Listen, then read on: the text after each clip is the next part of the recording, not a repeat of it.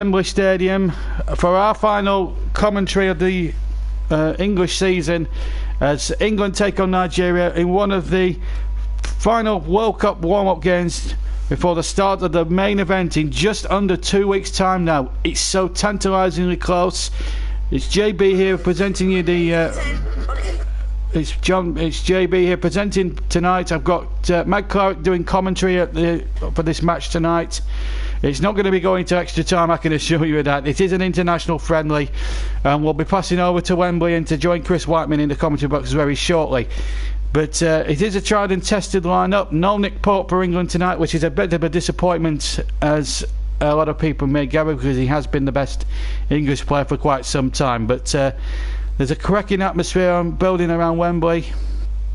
Raheem Sterling has been in the press for all sorts of reasons we can't go into, obviously, but it's all about the players now. They're going to have to be judged on what happens on the football field, and these two warm-up games tonight and on Tuesday night will give us a fascinating into what will really happen as regards how this will pan out.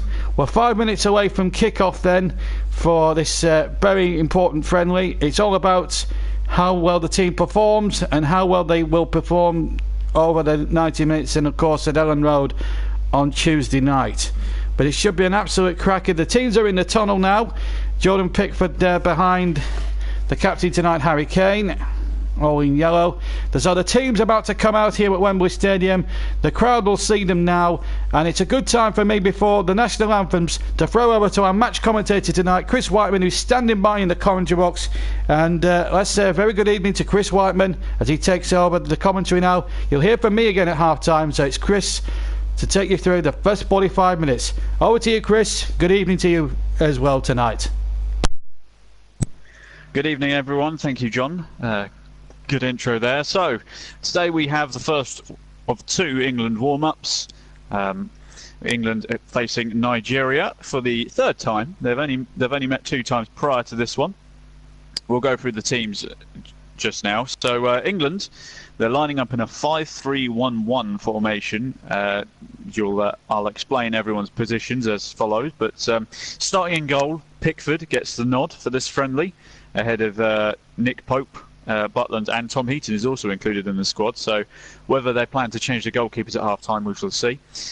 In a back 5, we've got Kyle Walker, Stones and Cahill as our centre-backs as such. Then we have Kieran Trippier and Ashley Young playing as the left. The 3-man midfield is made up of Sterling, Dele Alli and Jesse Lingard. So it'll be interesting to see how they all position themselves. Not a very meaty midfield, but certainly a very quick and skillful one. Dele Alli is the man sitting behind the striker, trying to link the midfield to the striker, who today is also the captain, Harry Kane.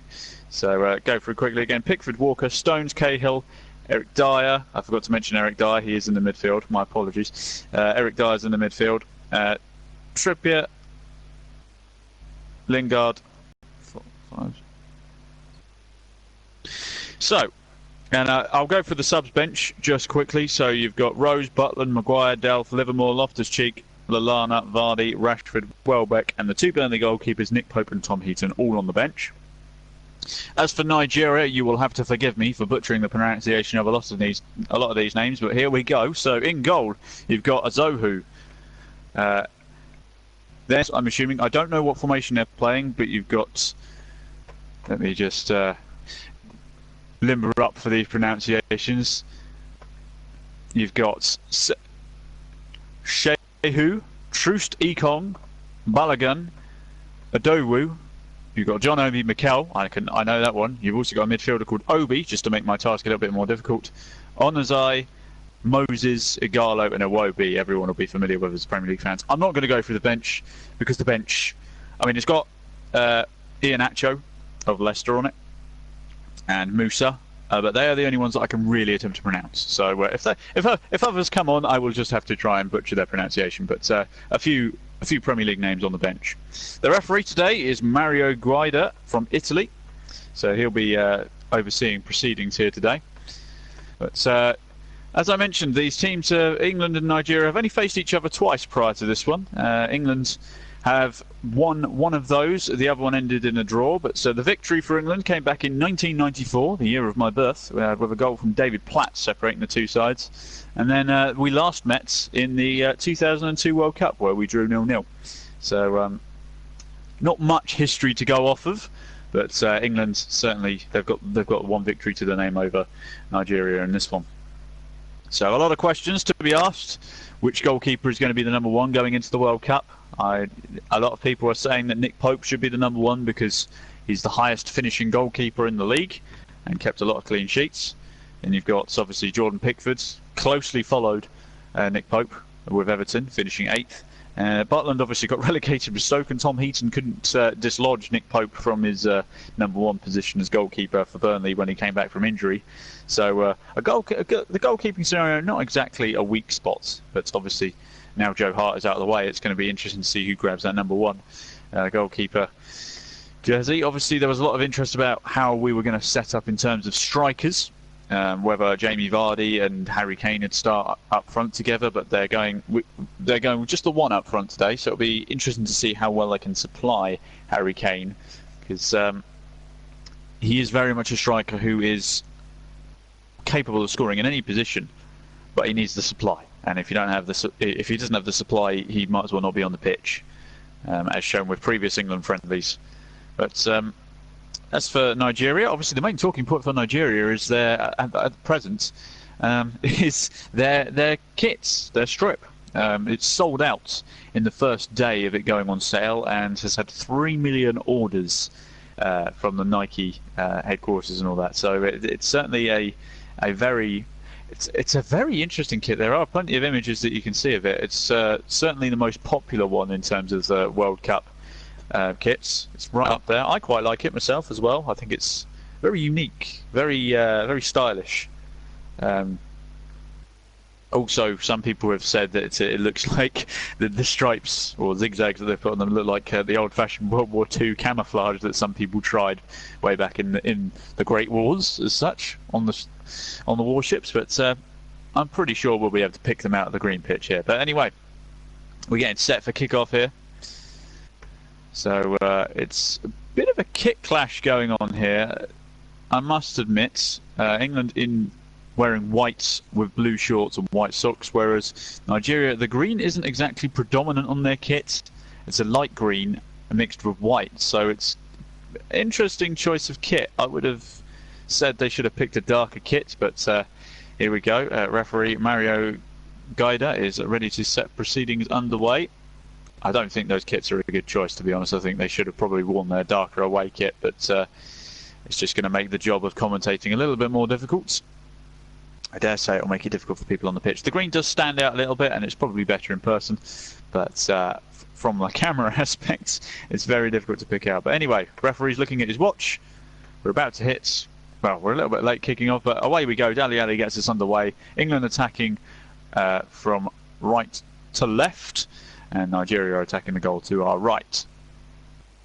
As we get the action underway, England have a throw just on the edge of the final third in the Nigeria half. Kieran Trippier's got the ball in his hands. So here we are. Trippier looking for options. Throws it all the way back. Dyer plays it out wide on this near side to Ashley Young, looking for Dele Alli in the corner.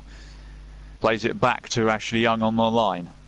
Now Dele Alli looking to try and dribble his way out of a cul-de-sac. He's got 3 Nigeria players around him. Plays it back to Eric Dyer, still on this near side, but they're having to go all the way back to Gary Cahill. Plays it across the pitch to Kyle Walker, who's now on the far side. He's got Trippier in front of him, but he switches the play again towards Ashley Young, who's on this near side, just on the edge of the box. Dele Alli whips the ball in the box and it's hacked away. Header one though by Cahill, and the ball's gone forward again, but Nigeria have picked it out. Nigeria goalkeeper hoofing it low, and it's come off, and Nigeria have the ball on the halfway line. Just bringing it just inside England's half, but England get the ball back. The ball's played back to Pickford, who proceeds to hoof the ball long. towards Harry Kane, but he can't get there. But England have won the ball back on the halfway line. Ashley Young is calling for a foul, and he gets it.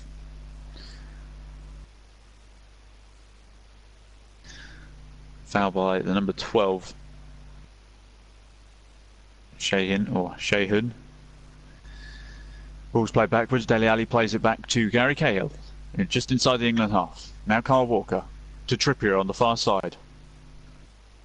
Back to Walker on the halfway line. Plays it inside to Dele Alli, who plays it back to Eric Dyer. Now Cahill, just inside the Nigeria half, playing it back to Eric Dyer. Now Sterling plays it out wide to Ashley Young. Ashley Young dinks it over the top towards Dele Alli, who's on the edge of the box on the left-hand side. Whips the ball across the face of goal, but it's cut out by a Nigeria defender. That's a foul as Ashley Young pushes over a Nigeria player. Shahun, or Shahun, if that's how you pronounce it.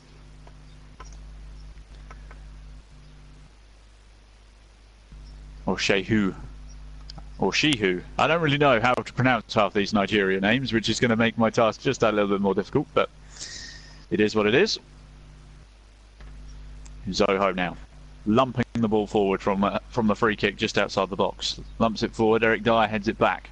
Now Iwobi loses out to Dele Alli, plays it to Sterling, who plays it back to Cahill. Just in the middle of the park now with Dele Alli, playing it out wide to Trippier. Playing a long ball forward down the line to Harry Kane, who's in the corner. He's got two players for company, but he wins a throw for England. And the throw's taken quickly towards Dele Alli, but collision of heads in the box. As two Nigeria players went up for it and they ended up colliding heads. The referee eventually stopped play as Dele Alli is fouled. And goodness me, that was a big clash of heads there. I'm surprised the referee didn't stop it immediately. They both go up for it. It's Victor Moses and Balogun who both went up to head the ball away. Zero communication between the two, and they end up just clashing heads.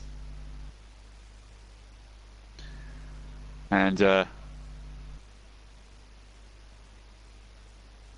wasn't Victor Moses in the end. It was Obi, I think.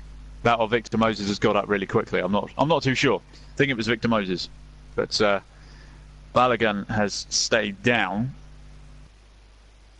Only 4 minutes in. The worry would be concussion. He's got an ice pack on his head. It doesn't appear to be any blood, so he might be okay. It's just going to be a case of whether they evaluate whether he's safe to continue. It wasn't a very nice collision in the box. It's yeah, there's no blood. He hasn't cut himself. He's back on his feet now.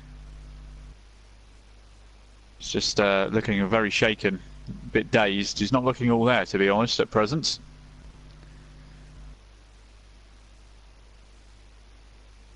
Physios are still with him.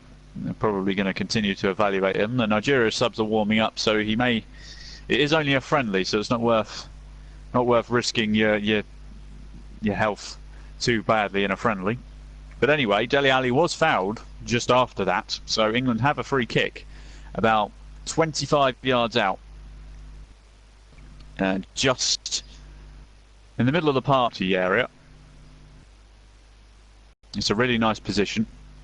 Both Kieran Trippier and Ashley Young are standing over the ball, so no Harry Kane on free kick duties today. Interesting to see how this is going to go. Kieran Trippier or Ashley Young, both very, very good at free kicks. Referee blows his whistle. Good opportunity here. It's Kieran Trippier who hits it, and it's a good save. It's a very, very good save by the Nigeria goal. It was a fantastic strike from Kieran Trippier. Bends it over the wall. It's quite a nice height though for the goalkeeper. If it was a bit higher, it might cause a problem. But either way, the goalkeeper dealt with it. It's gone out for an England corner. I imagine Trippier will probably be delivering the corner as well. Yeah, he is.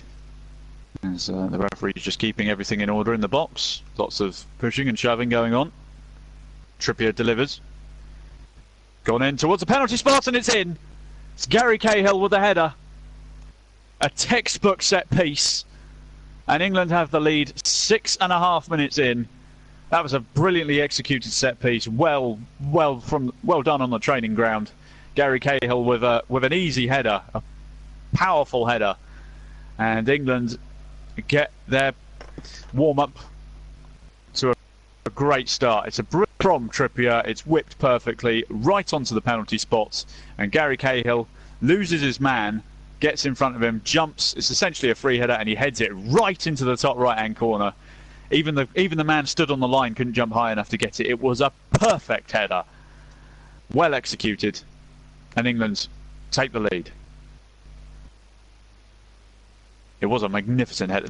There's no saving that.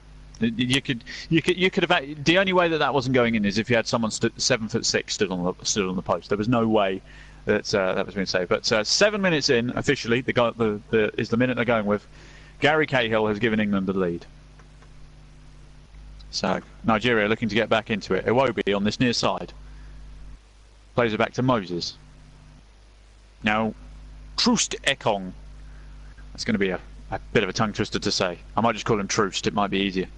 Here he is again, Troost. Now Balogun. Nice to see him back on his feet. He's back on the pitch now after that collision. But the ball is broken free, and Raheem Sterling, well, Troost dealt with it easily, and a good one too with the goalkeeper meant Sterling was completely cut out of the play, and now Victor Moses has the ball on the edge of his own box. Troost switching the play to Shehu, playing it forward from Mikel. Now Iwobi back to Shehu. Mikel, he's got Eric Dyer for company, just bringing it over the halfway line. Now Victor Moses, good 1-2 between the two of them. They're switching the play to the other side. Now it's Obi on the far side. Trippier chasing down. Here's Mikel. That was cut out by Dele Alli of all people, and he's played the ball forward. Now Raheem Sterling in the centre circle, but he loses out to Alex Iwobi. Plays it back into his own half to their left back. Now Shehu again. Shehu launches it forward towards Igalo, but Eric Dyer picks up the pieces and lumps it long out for a throw. About halfway into the Nigeria half on this near side. Gareth Southgate can be pleased with what he's seen so far.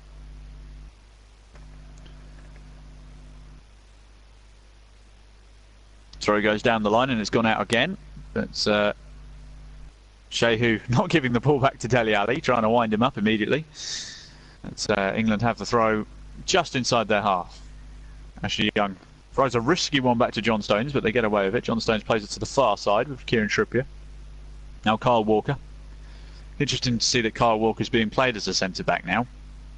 A lot of people think he should be playing as the wing-back, but nothing stopping him and Trippier rotating if it's necessary. Cahill gets the ball and lumps it forward towards Dele Alli, who is just going to get there, is he? Claiming a corner. And the referee has given it, yes. Got a corner. Nigeria player touched it.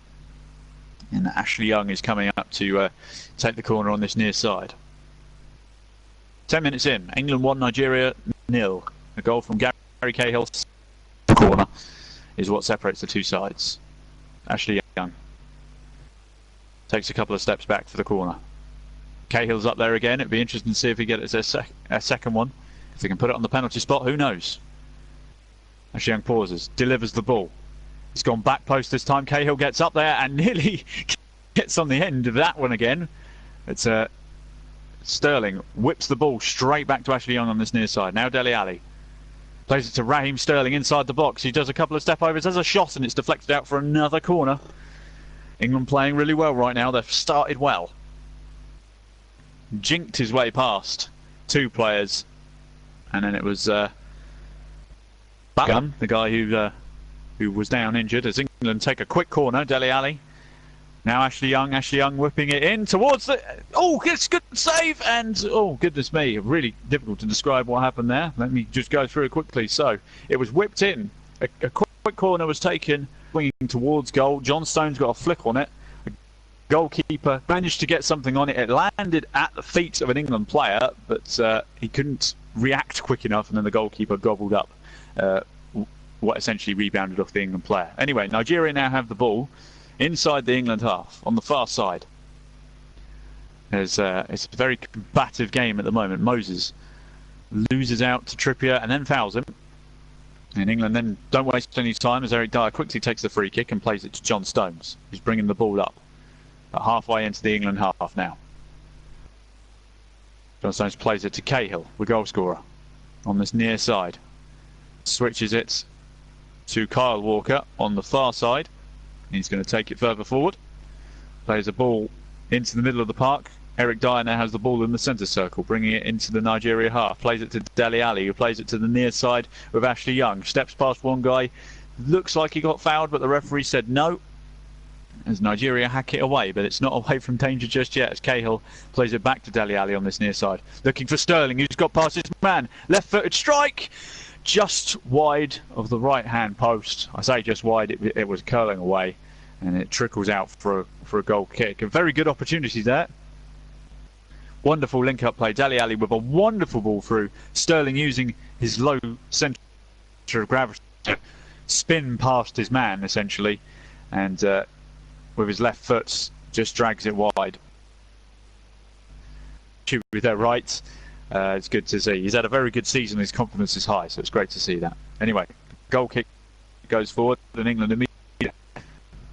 Balogun picks up the pieces in the corner. Here he is again, just in line with the edge of his own box. Plays it back to the goalkeeper, who goes long, out wide. They've actually managed to keep hold of the ball, Nigeria, there, but I say that and they give it away to Eric Dyer immediately, who gets pushed in the back, and the referee says no foul. Okay, that's an interesting one. Balogun again in the left back position, sorry. As it's just on the halfway line as John Obi Mikel is getting in. Lots of quick passes, although the linesman has put his flag up for an England throw on the halfway line. And England get us back underway. Harry Kane switches the ball across. That's a bit heavy for Ashley Young. Maybe when he was a bit younger, he might have been able to catch that. But if Young was a bit younger, there's a sentence that I didn't think I'd be saying. But he asked a lot of him with that one. 14.5 minutes gone. And it's still 1-0. England win a throw halfway into the Nigeria half. Dele Alli trying to get the ball, but Iwobi wins it back just on this near side. Now Igalo is offside. He was well offside there, but it was a great ball regardless, even though Igalo was in offside position. I tell you what, Eric Dyer stepped up perfectly there. That was well played defensively by Eric Dyer there to step up and catch him offside. As Pickford now has the ball, lumps it to the far side. Kieran Trippier playing it to Dele Alli. Easy to mistake those two, obviously. Jesse Lingard getting in there as well. And there's a free kick being given to Nigeria there. As Jesse Lingard sticking a foot in. Referee just lets them get on with it fairly quickly though, as Nigeria. Iwobi has the ball inside the England half on this near side. It's got Shehu on this near side now. Back to Iwobi. He's being forced backwards by Ashley Young. He's also got Harry Kane who's following him around as well. Switching it to the far side. Obi looks inside to Iwobi. Pings the ball off of Eric Dyer's chest, but still has it. Now Shehu on this near side, looking for a crossing opportunity. He whips in a cross. It's a high, hanging cross, and nobody's there, and Pickford will pluck that one out of the air. First time he gets his hands on the ball, although he probably should be wearing a cap, because the sun is beaming through the roof there, and it is the England box is awash with sunlight. The rest of the pitch is nicely in the shade, but Pickford's box is pretty much the only area of sunlight. So he throws the ball out. Obi fouls Lingard just in front of the halfway line in the England half. 16 minutes gone. Coming up to 17. England take a quick free kick. Cahill has the ball on this near side. Plays it to Ashley Young. Now Cahill. Dyer takes it into the centre circle, driving forward. Plays it forward to Raheem Sterling, who's bringing it to this near side. Plays it to Ashley Young, who is on the near side. Back to Sterling on the edge of the box. A good 1-2, not quite with Dele Alli, but almost comes off. But Nigeria get the ball away with Shehu hoofing it forward. But Cahill picks up the pieces, gets it to Eric Dyer. Now Kyle Walker in the centre circle switches the play to Kieran Trippier on the far side, looking to cross it. First time, whips it in the box towards Harry Kane, but it's headed away. Trippier. Does he get fouled there? No. So, goal kick has been given. First touch from Trippier was a little bit heavy that time. Let's just see the replay, whether that's considered a foul. It's very tame, I must say.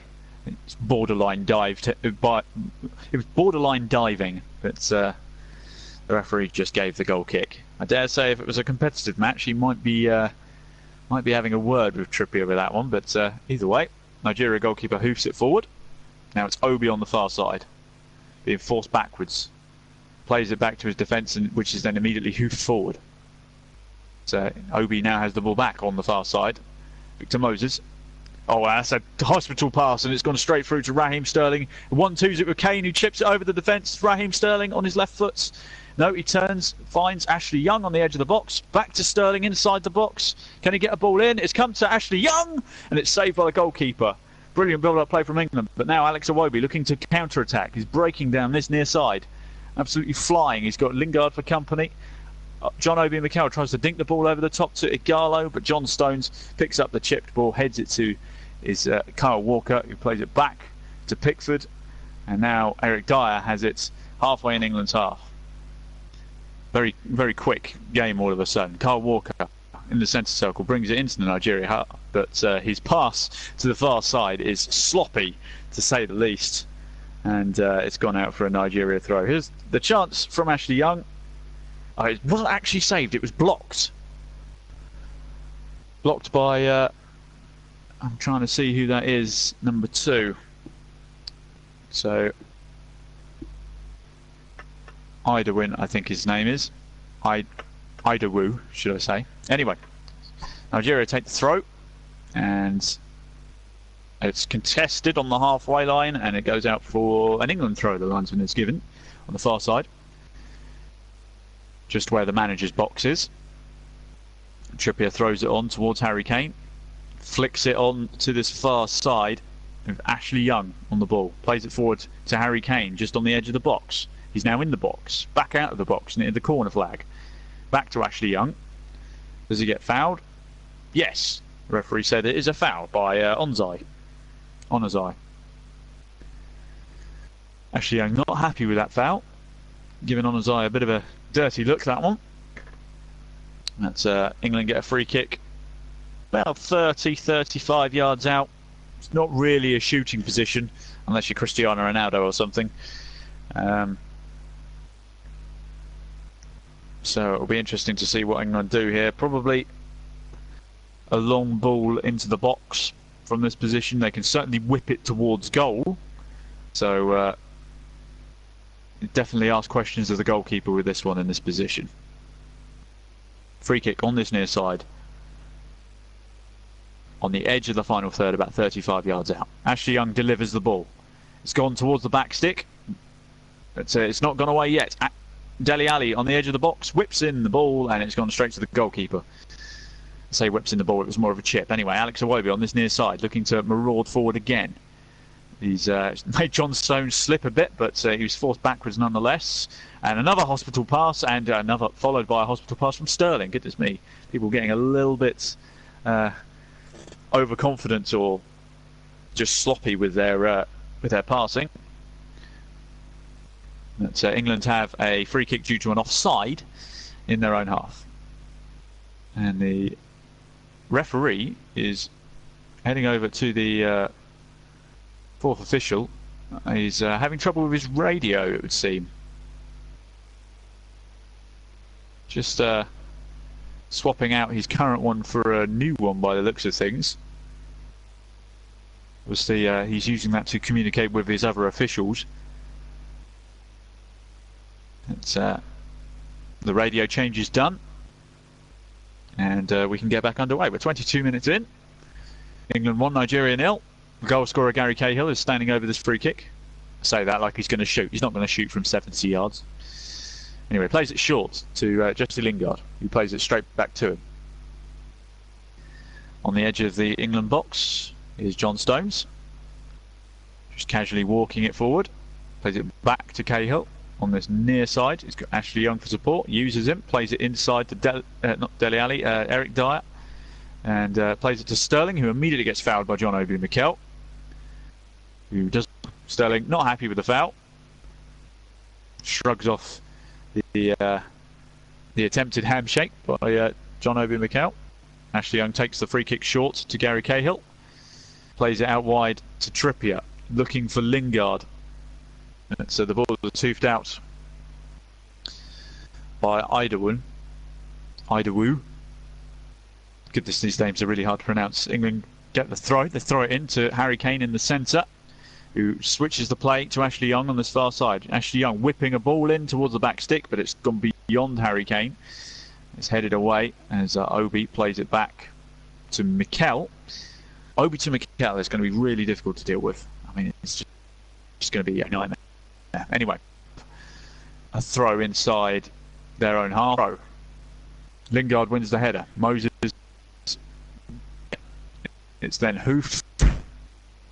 John Stones probably there, and instead he ends up fouling, and Nigeria have a free kick exactly on the halfway line. Gareth Southgate can be pleased with what his team has done so far. The pace has slowed a little bit now. The start was rather frenetic, but either way, and not looking like they're going to give up this lead anytime soon anyway. Let's touch wood. Let's not curse them. Moses takes the free kick long, and it's gone straight through to Pickford, who picks it up. They were looking for a Gala with that one. He rolls it out short to Cahill in the box. Plays it to Ashley Young on this near side. Back to Cahill. Now Eric Dyer. England approaching the halfway line. Ashley Young on this near side. Plays it towards Lingard, but it's been deflected, but Harry Kane is going to pick it up on this near side. Switches the play, or is at least trying to. Ball's being kept in play by Lingard. That was well played there. Just about reached it. Played it back to Carl Walker. England now on the halfway line with John Stones. Now Cahill still on the halfway line. Plays it forward, and it's been cut out by John Obi Mikel again. And it's gone out for an England throw on this near side. Still on the halfway line. England looking very good, I must say. They've been a little bit sloppy with their passing. As Ashley Young throws it back to Cahill. Now John Stones. John Stones in the centre. So, oh, that's a hospital pass again. It's very slack, but he manages to win the ball back, and the ball's gone out for a Nigeria throw just inside the England half. Maybe the shirt colours are causing problems, because there's a lot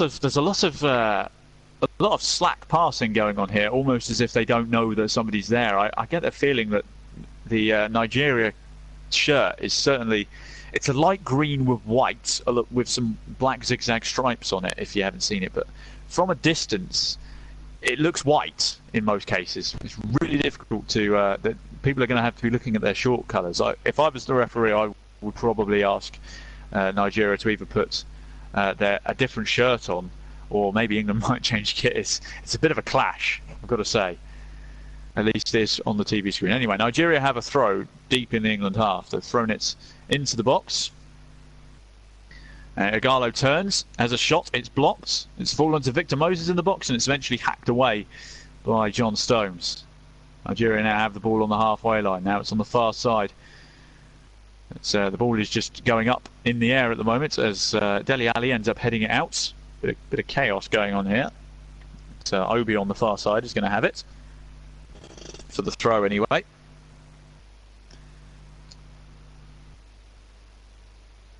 So halfway into England's half. Obi throws it long. Looked like a foul throw to me. He had his foot right up in the air, but the referee didn't see it. It's dropped out to Mikel, who has a shot, which is immediately blocked. Still on this far side. Obi whips the ball in, and it's gone absolutely nowhere near the goal. It is a goal kick. I think the cameraman actually lost track of how far the ball went because it went up so high. But just seeing a Garlow shot here, it got blocked by John Stones, and then the ball ended up rebounding back to John Stones, who then hoofed it clear. Anyway, England have the ball, driving forward on the far side with Cahill. Now it's Harry Kane on the far side, trying to get the ball in the box. He should be in the box himself, but he manages to get it to Sterling, who plays another dodgy pass. But they've still got the ball, England, coming into the centre of the park. Jesse Lingard on the edge of the box, plays it out wide to Trippier, puts the ball in the box, and it's just gone wide from Jesse Lingard. Ball was crossed in towards the 6-yard box. It reached Lingard. I don't know whether the goalkeeper saved it or not. Let's have a look. He's well onside. It's a brilliant ball in, and a goal kick has been given, I think. So I think he did just miss the target. Although having said that, I think it may actually be a corner. Yes, it is a corner. I was going to say, it looked like the goalkeeper saved it. He did save it. So it's an England corner. I didn't really get a chance to see the linesman because they cut to a replay before I could see where he was pointing his flag. Anyway, Kieran Trippier with the corner from the far side. Just waiting for the delivery. Another replica of Cahill's goal would be well done, as it's whipped into the penalty spot. Nearly reached this time by John Stones, but it's come all the way out to Ashley Young on this near side. Doing a few step overs. Whips the ball in towards the back stick. The goalkeeper flaps a little bit. He palms it down and then picks it up at the second attempt, and he rolls the ball forward. And now Obi looking to break away on this far side, but Gary Cahill has read it like a book. Picks it up on the far side, plays it inside to Dele Alli, who's quite deep for somebody who's supposed to be sat just behind the striker, but he's brought it up just at the centre circle. Plays it back to Kyle Walker, who 1-2s it with John Stones. Now Dele Alli on the edge of the centre circle, plays it to this near side with Ashley Young. It's very much been all England in terms of possession. Nigeria haven't really had any opportunities of note apart from the Igalo shot, which was blocked by John Stones earlier. Anyway, England switch the ball to Kieran Trippier on the far side, plays a lovely through ball to Raheem Sterling, plays it across the box. Goalkeeper gets something on it. It's gone out for an England throw right in the corner flag area. Half an hour gone. England 1, Nigeria 0. Cahill's goal, the only thing that separates the two sides. Questions of whether it was offside or not. It was not. And England have the ball on the halfway line. Playing a long ball forward to Raheem Sterling, but he doesn't get it. Doesn't get the touch that he needed to bring it under control, and it went straight through to the goalkeeper. But a good game so far for England. Nigeria haven't really posed, as I said, they haven't posed too much of a threat. That's the goal kick. The goalkeeper hoofs it long. It's won by Eric Dyer, who gets it to Ashley Young on this near side. Plays it forward to Raheem Sterling. Turns inside, back to Harry Kane. Dele Alli being forced backwards. Plays it to Cahill, who switches the play to the other side. Now it's Kyle Walker. Just bringing it over the halfway line, playing it to Trippier. That's a bit of a dodgy pass, and it's gone out for a throw. Trippier was unable to keep it in because the pass was very sloppy by Kyle Walker. A lot of sloppy passes going on here. There's definitely, it certainly doesn't feel like a regular season match. Nigeria throw it into John Obi Mikel. Now Obi. Iwobi has to play it all the way back to his goalkeeper. Wasn't really the best ball. It was bouncing a lot, so the goalkeepers had to half volley it away. And England have the ball back with Jesse Lingard on the far side, just trying to slow things down a little, playing it back to the defence. Cahill plays it to Ashley Young just on this near side on the halfway line. Now it's Lingard back to Ashley Young again on the halfway line on this near side, plays it back to Cahill. Now John Stones in the centre of the park, switching it across to Kieran Trippier on the far side. Harry Kane coming back to drop deep as Nigeria are certainly pressing quite high up.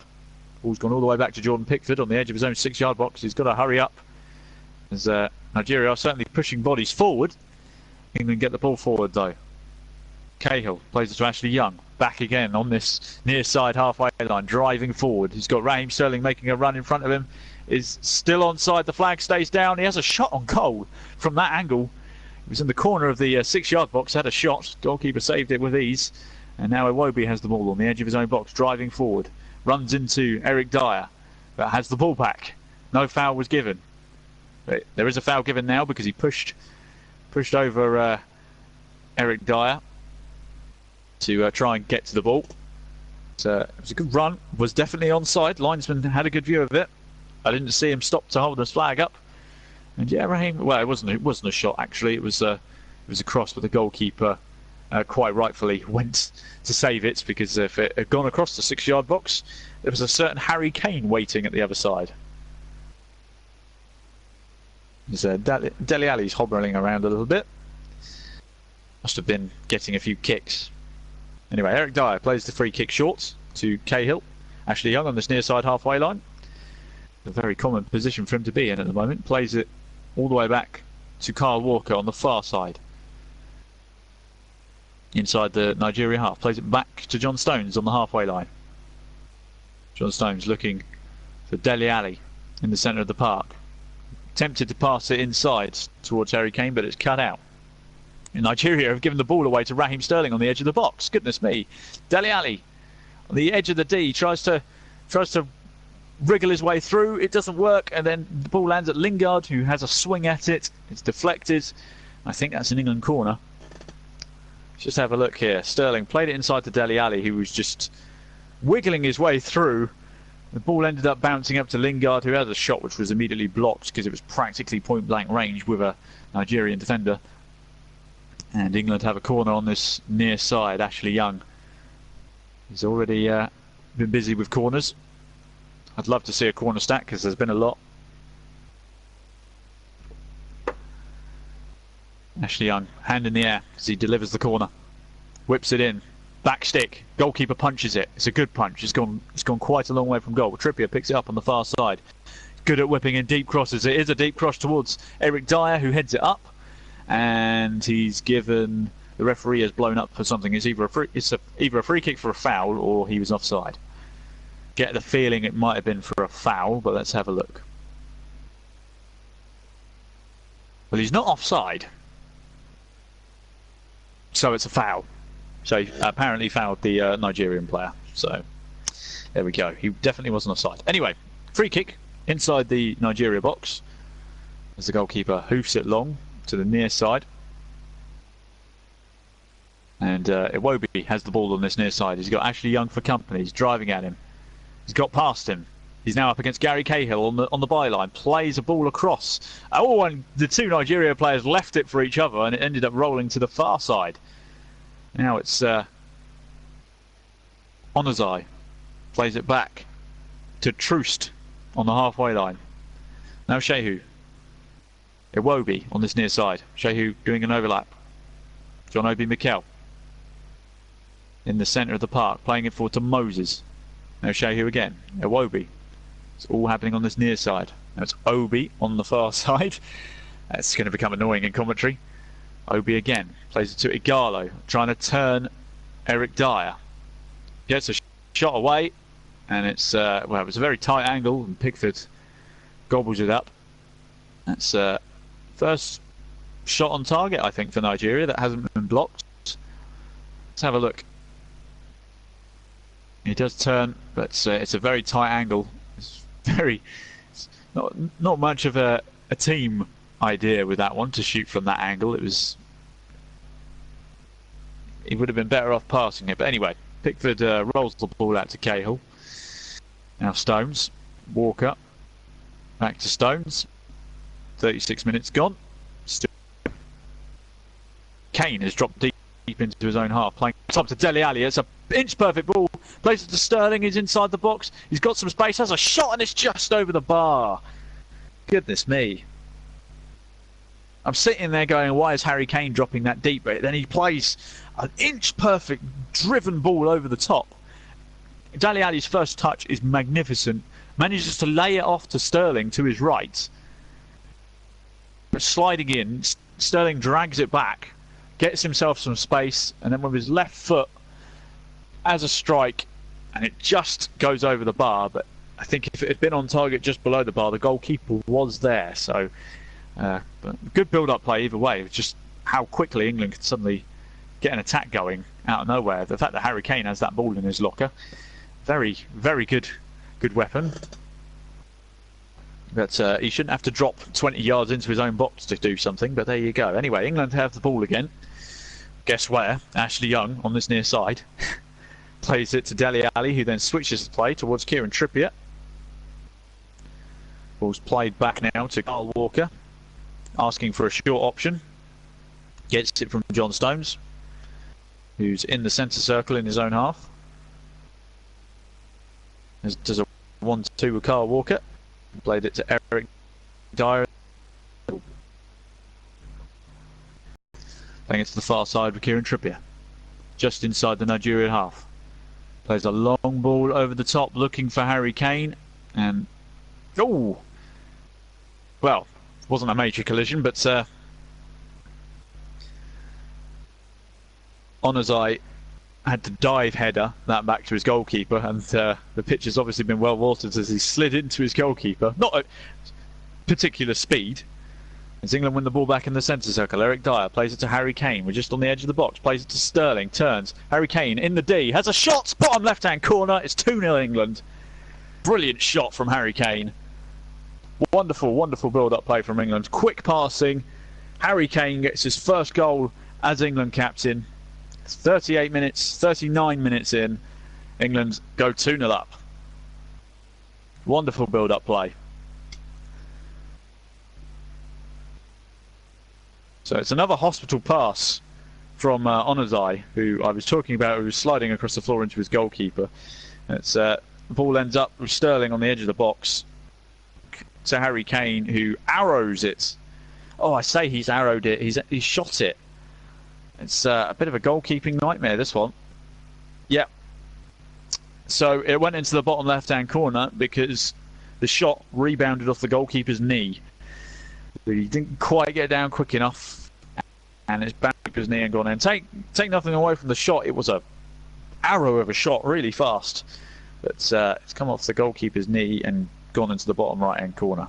Either way, the goal's a goal. England find themselves 2-0 up. We're 6 minutes away from half-time.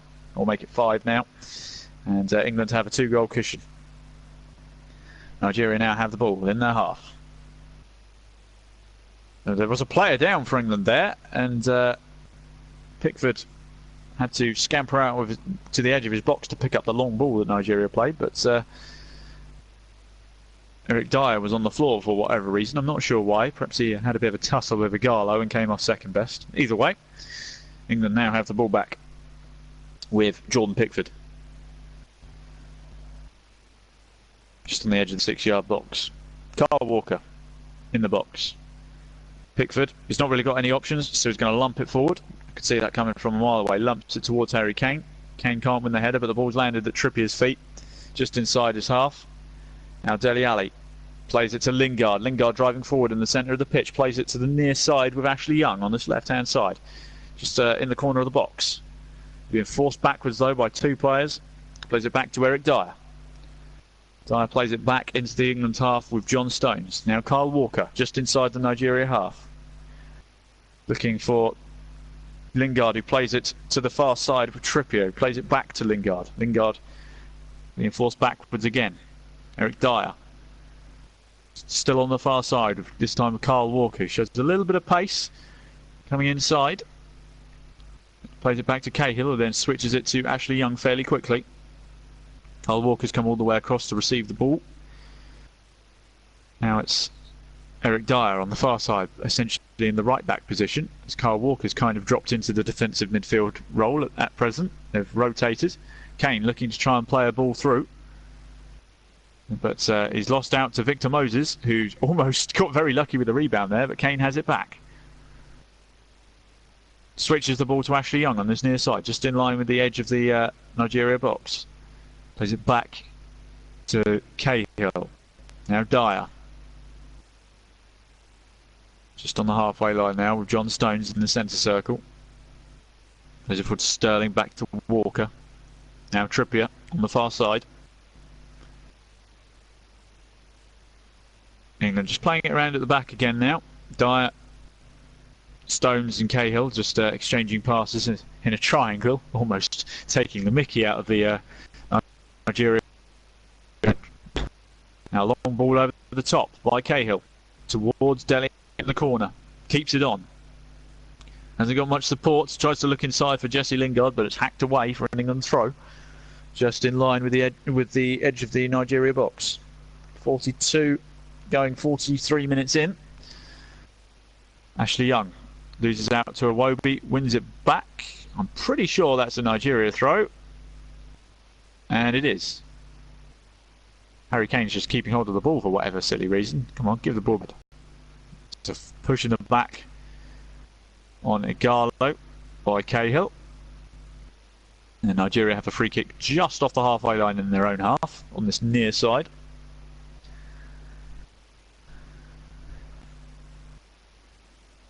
John Obi Mikel takes it, plays it back to the defence and immediately gets it back. Ball's over the halfway line now with Iwobi, back to John Obi Mikel.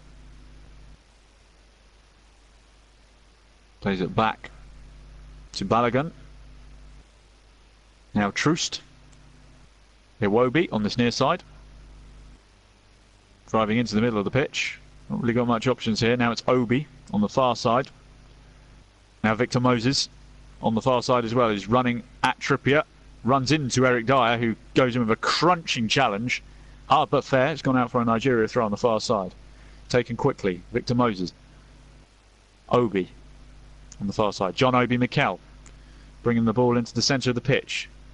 He's skipped past Jesse Lingard. Plays it to Iwobi. Iwobi looking to have a shot, but it's immediately blocked. Almost came. I think it came off a Nigeria player actually. And now Harry Kane looking to bring the ball forward over the halfway line. He did. A Nigeria player did get a challenge in, which made the ball bobble up, and it's fallen kindly for them. Now, Obi. So Iwobi. Igalo back to Iwobi in the centre of the pitch in the England half. Victor Moses on the far side driving at Trippier. Fake shotted it. Has another shot straight at Pickford, who gobbled that up nicely. Pickford just telling people to calm down. England have done well to... Kyle Walker defended very well there, I've got to say, and Trippier, although the ball did go through Trippier's legs. They closed that shooting angle down and made Pickford's job very easy. So we've reached the 45th minute. We've got 1 minute added time, so won't be too much longer until I hand you back to John. As the ball is lumped forward by Pickford towards Harry Kane, it's headed off by Troost. And it's an England throw just in line with the edge of the Nigeria box. We've got 30 seconds left of this half. Ashley Young is going to take it on this near side. Plays it to Kane. Gives it back to Ashley Young. Are England going to look for a third, or are they just going to hold on to it until half time? Well, they've given the ball away. It's Iwobi. Now it's John Obi Mikel driving forward. Nigeria would love to get a goal just before half time to half the deficit. That's another hospital pass, and Raheem Sterling's won it in the centre circle. Gives it to Lingard. Still Lingard on the halfway line, plays it forward to Ali. Back to Lingard. And the ref has blown for half time as England were coming forward. Bit bad timing, but 2 goals for England have given them a 2-0 lead. Shock horror. As Cahill got the first and Harry Kane got the second. 2 goals for England. Very good play. England have been dominant so far this half. Nigeria have offered 2 shots on target, but not much more. So it's a fairly routine performance from England. A great straight off the training ground, and a second one very much is bread and butter, although the goalkeeper didn't do himself any favours. But there we go. It's half time here at Wembley. England 2, Nigeria 0. I'm going to hand you back over to John whilst I go get a drink, and I'll be back with you for the second half. Thank you, Chris, and welcome back to me, JB. Chris is going to, as I say, get some refreshment. Meanwhile, I'm going to take over for the next 15 minutes, and I've had a little battle on social media on this channel with the comments section. We don't mind a few of the old comments there, but when I'm being told to shut up, or when I'm being told or being threatened, I take absolute issue with that. The reason why I'm not doing the commentary today, folks, is because I am also prepping for all the other games, because I'm going to be doing the majority of the games. Chris is going to help me, the guy you've just heard there, and of course another couple of another guy, Russ Vernon, who's a regular contributor to this channel, as you well know. He's also going to cover some games for me as well, so there's no chance of me doing all 64 games. It would just be too impossible, and I'm busy enough as it is. But getting back to the game, good dominant first half performance from England, but obviously performance was very essential, but at the moment it's still looking very good at the moment. Nigeria haven't offered much really. Dabura, please, can you just keep your comments clean? We are a family program now. If you don't mind, keep your comments clean, otherwise you will be thrown off this channel. Thank you very much. Elsewhere tonight, well, last night of course, France hit Italy for 4. They look in absolute supreme confident mood. Didier Deschamps' side, they absolutely steamrolled Italy, and it's a shame that the Italians aren't going to be there this year, but that's the way it is. Now, Austria-Germany is an interesting one at the moment, and that game has actually been delayed. There's been heavy rain in Austria this afternoon, and the game has been delayed there, and it will now kick off. It was supposed to kick off in about 25 to 6, but unfortunately there has been a rain delay there, so 75 minutes, and hopefully the teams have been announced, by the way, but if there's any news of any cancellations or when that kicks off, well, as soon as we get it, we'll get to that. And as regards Dele Alli being booed, it was down to the fact that his father's Nigerian, but let's not have no derogatory comments. Let's judge him out on the pitch tonight, and of course well, I'm really sorry if you think that way, David, but if you want to crush me, that's fine, but I'm trying to make it yeah, but I'm trying to keep the comments clean. If you don't like the content, don't listen to it, David. Fair. Okay, if you want me to do this properly, I will do that properly, but I'm not in the mood for swearing. Okay, that's not how my channel works. Okay, if you don't like the content, if you don't like anything else, I had another problem in the FA Cup final last week, and well, I'm having problems with 2 people. If they don't like the comment, don't comment at all. If you don't like what I put out, that's your problem. But I'm absolutely disappointed, and well, but I won't be told to shut up. The reason why I mentioned swearing is that I've had a lot of people swearing in the last few weeks on comments, and this is one of the reasons why I took the comments off beforehand. I don't really want to be spending half time arguing with you. Okay, so, and absolutely everyone respects me up. Thank you very much. At least I've got my very loyal subscribers. Now I'd like to throw this open to the people, the real people that are commenting tonight. I'd like to throw a little question to you very much, and absolutely honest, I know we'll answer this one. Who do you think is going to win the World Cup? Who do you actually think realistically is going to win the World Cup, and where do you think England are going to finish in terms of where they're going to end up by the end of the tournament? Because I think this is a very important question. Now, England obviously haven't fared well in recent tournaments. We lost out in 2014 when we were absolutely steamrolled by Italy and Uruguay in 2 games. I'd like to well, CW94, Chris, obviously CW94, and oh dear me, but I do apologise with David's comments. They are absolutely disgraceful. We don't need people like him on this channel. Okay, France would be nice. Yeah, they've got very depth. I think, Chris, in terms of, let's just get back to talking about the football. We'll just ignore what he says. Chris says France would be nice, so much depth. I'll be honest with you, my tip for the tournament is going to be France. We're going to do, myself and Chris, we're going to be talking in depth on an LTF on his YouTube channel, LTF. For those who haven't subscribed to the LTF channel, please do, because we have a ball doing that each and every Thursday when we do get the chance, myself and Chris, your match commentator, of course. So check that out if you would like to look at that. So I'm going to go for France. Argentina, yeah, good shout, I have to say. Nobody's actually talking about them. I do honestly think they'll reach the quarterfinals. I tell you what, well, England semis, it depends on the draw as well. I think we've got a reasonable group, but we said that when we drew Iceland 2 years ago in the Euros, and look what happened there.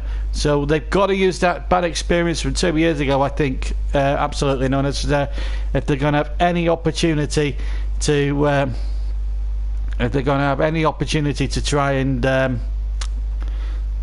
get as far as the semis. I think if we get to the quarterfinals and bounce gracefully to a much better team, I think there are about 6 or 7 maybe better teams out there. I'd like to see Serbia and Croatia have a good run, an African nation. I'd like to see Australia have a good go at it this time round. The Socceroos, I mean, I'd like to see, even though it would be like to see an underdog get through. We usually get one each and every tournament. And I would be absolutely delighted if that is the way it is. So meanwhile, whilst I'm getting rid of some of these silly, horrible people that are trying to sabotage this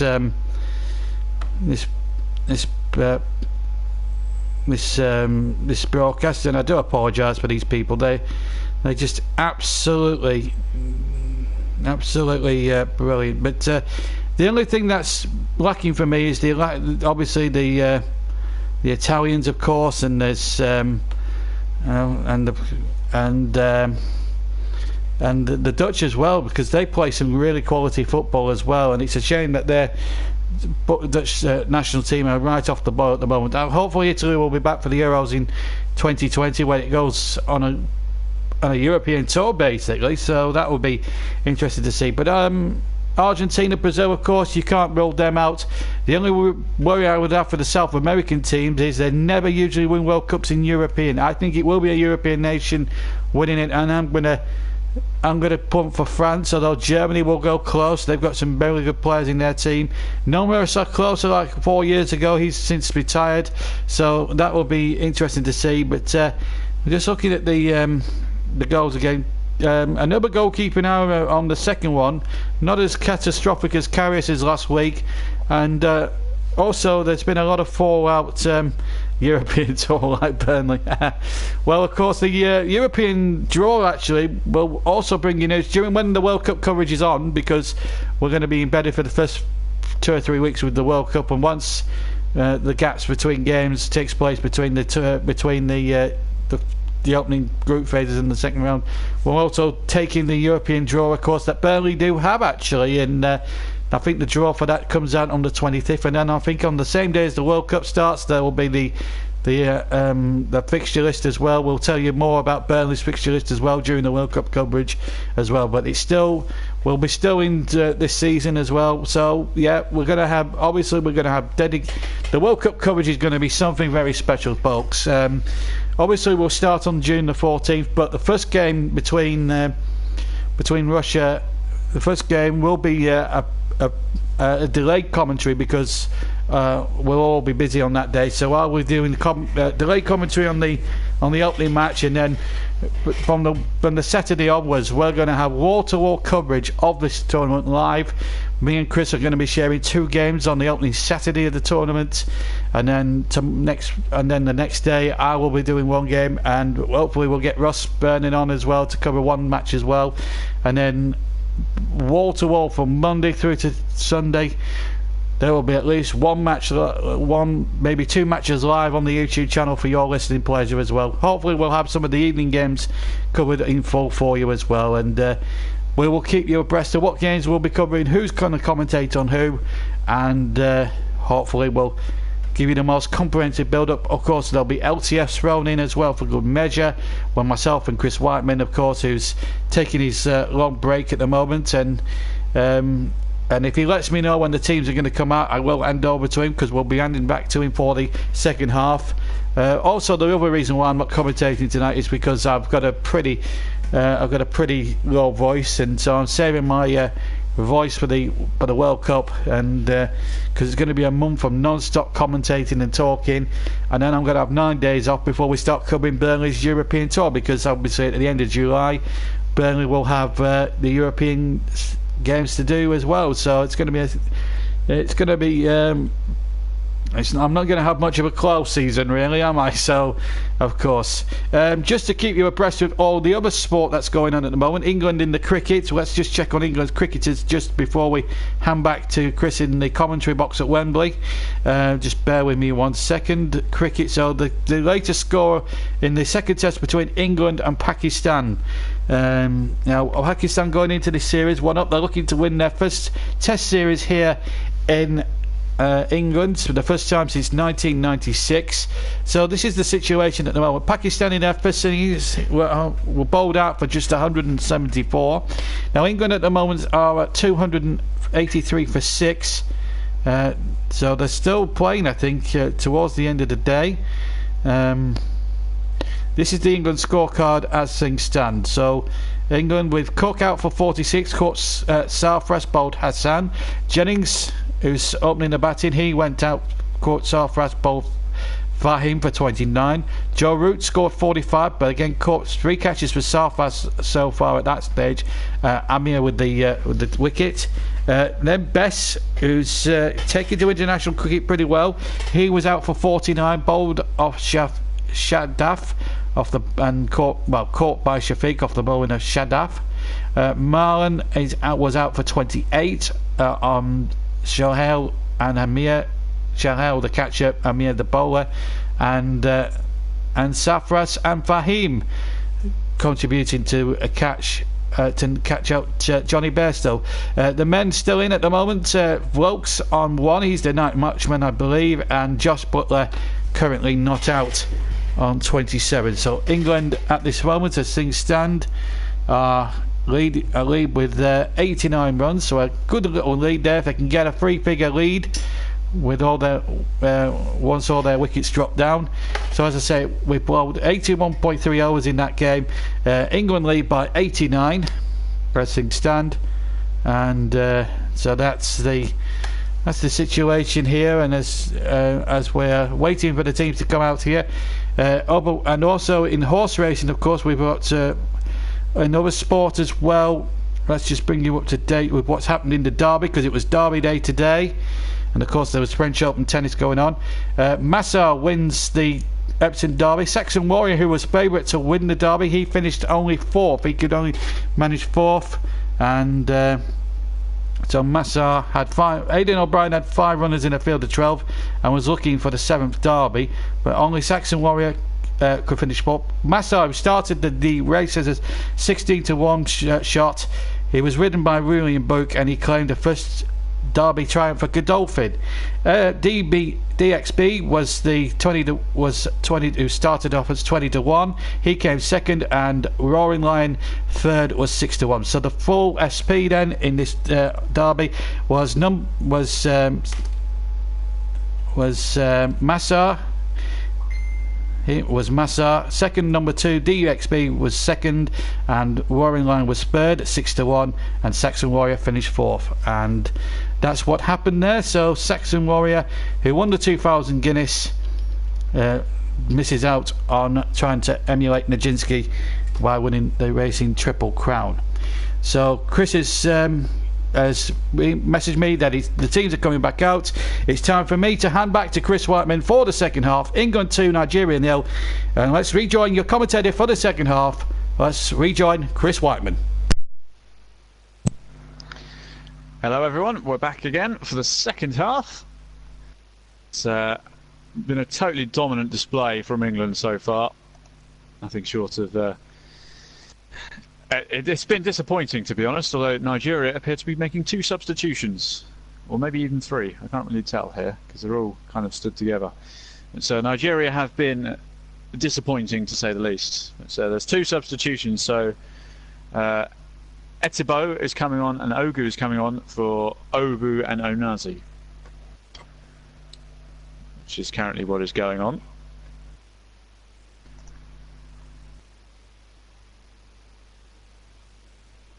Just waiting for them to all get ready. And 2 more substitutions. Ebuhi and Umaru are coming on for Shehu and Balogun. Goodness me, I'm going to have quite the job on my hands with these pronunciations, but there we go. It might be easier just to say their first names, Tyrone and Kenneth. They're so much easier to say. It's, yes. So, just waiting for those substitutions. Any more to be made here, or is it just all? We're just waiting for it to all happen. They're all the Nigerian substitutes are now taking up their positions. Nigeria having a huddle in their half. England now attacking the goal to our right. Nigeria attacking the goal to our left. Obviously, Nigeria looking to have a better second half because first half they were a shambles. They would have struggled against most League One sides playing the way they did in the first half. So Nigeria will kick off the second half. They are still both wearing the kits they kicked off in. I was whinging about a kit clash. I might just have to edit my screen contrast to pick them out a bit better, but here we are. Nigeria lining up for a traditional kickoff. None of this one-man kick it back into his own half thing. And away we go. Moses plays it back in. And we are underway for the second half of this pre-World Cup friendly. Nigeria have the ball in their own half, playing it around at the back. There's John Obi Mikel on this near side. Trying to play it forward to Victor Moses. He's going to reach that and just about keep it in the corner. And he wins a throw off of John Stones, who claiming he didn't touch it, but it was quite obvious. And now Nigeria just on the edge of the box. Iwobi looking to have a shot. It's blocked. It's bounced all the way out to John Obi Mikel, who then plays it all the way back to his goalkeeper. I don't think it was intentional. Well, actually, the goalkeeper's left it, and Troost has picked it up. Troost again, just on the edge of his own box. Ogu plays it to Iwobi. Now, Owudu? Goodness me. Troost in his own box, being forced all the way back. You're just going to have to bear with me on the pronunciations. It's going to be, you'll probably have a laugh at my butchered attempts. But here's Mikel bringing it over the halfway line. Now he's in the centre circle, plays it to Iwobi. Still in the middle of the park in the England half, dinking it forwards towards Igalo. Can he get a shot away? He does. It's hit the post, and the rebound is buried straight away by Alex Iwobi. And Nigeria have a goal straight away. 46 minutes in, Pickford won't give the ball back, and Alex Iwobi, the man who plays his football in England for Arsenal, has immediately got Nigeria a goal back. Wow, there's the start that they wanted. England just asleep. And there we go. So 47 minutes in, Alex Iwobi looking to pump up the Nigerian travelling support. That's I think this is going to VR for whatever reason. No, for whatever reason it looked like it was going to VR, but it wasn't. It was just ITV messing around with their cameras. Anyway, England kick off. And they'll have to wake up a little bit. That goal is all of a sudden Nigeria look like they're going to turn up and play as they did. But anyway, long ball over the top. Kieran Trippier in the corner, plays the ball into the 6-yard box, but it's slow and easy for the goalkeeper to gather. Well, it actually went out of play. So let's just have a look at this again. Iwobi dribbled inside, chipped a wonderful ball over the middle of the England defence, played it into Igalo, shot across the face of goal, and it hit the right-hand post, Pickford's right-hand post, and then it just bounced out kindly to Iwobi, And if this was a game of FIFA, there would be people whinging about scripting and momentum and everything. It was that kind of goal. But anyway, let's get back to it. So Jesse Lingard looking to play Sterling in, but it gets picked off. And now Ashley Young has the ball on the far side. Plays it to Lingard. Lingard plays a bit of a hospital pass to Eric Dyer, and Victor Moses has picked it off and he's driving forward. Just outside the centre circle now in the England half. He's got Idoy on the outside, and it's won a corner. Nigeria suddenly have picked up the pace here. Trippier had to put it out for a corner. Idowu, sorry, not Idoy. I'm thinking of the Fulham player that I've been commentating on. And the Nigerian fans are certainly making a lot of noise behind the goal, which Nigeria are attacking. Moses whips the ball in. It's gone to the back stick. Header on goal, and Harry Kane chests it and then slices the ball clear. It hasn't really gone very far. There's a throw just on the edge of the penalty area, in line with the edge of the penalty area, should I say. Victor Moses throws it in. And now it's John Obi Mikel. Plays it to Igalo, who's on the byline. It's gone out for another corner. Nigerian fans making a hell of a lot of noise now behind that goal. Victor Moses will deliver again.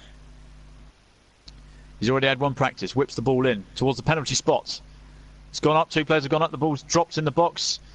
Dele Alli's headed it away. Iwobi picks it up halfway in the half. Now it's Victor Moses on this near side. Harry Kane. Oh, Harry Kane just had his ankles broken by Victor Moses. But Trippier bailed him out. And now England looking to break. Dele Alli plays it to Sterling inside the centre circle, turns his man and driving at the Nigerian defence. Still going, Raheem Sterling. Surely that's a foul? No. The referee says no. Nigeria now with John Obi Mikel just on the edge of the centre circle. Eric Dyer wins it back in the centre circle, plays it to Ashley Young on the far side. Eric Dyer, Ashley Young again on the far side. England looking to just slow the pace a bit, as Nigeria have certainly stepped up the tempo this second half. We're already 5 minutes in. England pressing high up. Ashley Young pressing and winning the ball back, and it's been given as a Nigerian throw. No, England now have the throw just next to the corner flag on the far side. Ashley Young throws it back to Lingard, looking to cross. Nope, plays it to Ashley Young a little bit further forward, back to Lingard. Now it's John Stones on the edge of the centre circle. Back to Carl Walker. John Stones in the centre circle. He's got Igalo chasing him all the way. There's Trippier on this near side. They're having to go all the way back, England. It's gone back to Carl Walker, going back to Pickford on the edge of his 6-yard box. Pickford then switches it to the other side. But Nigeria are pushing higher up now. They've got 4 people pressing the ball in England's half. John Stones dribbling the ball up, just staying out of trouble. Plays it to Sterling inside the centre circle. Now Lingard coming up on this near side, halfway into the Nigeria half, playing a ball forward to Raheem Sterling. He's got in there. He's gone down in the box. Referee is going to book Raheem Sterling for diving. Dear, oh dear.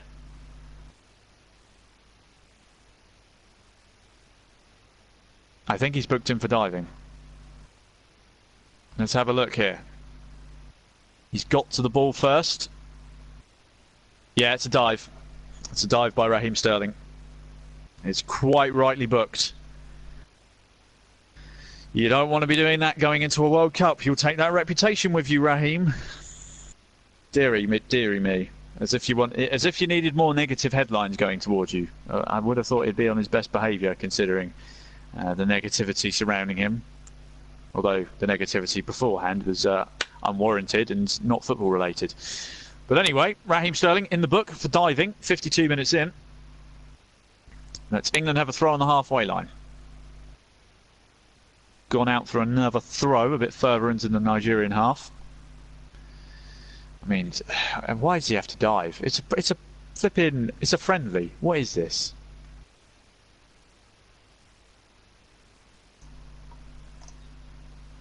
Anyway, John Obi Mikel picks up the ball, plays it to the far side with Iwobi. He's running. He's got Ashley Young following him all the way.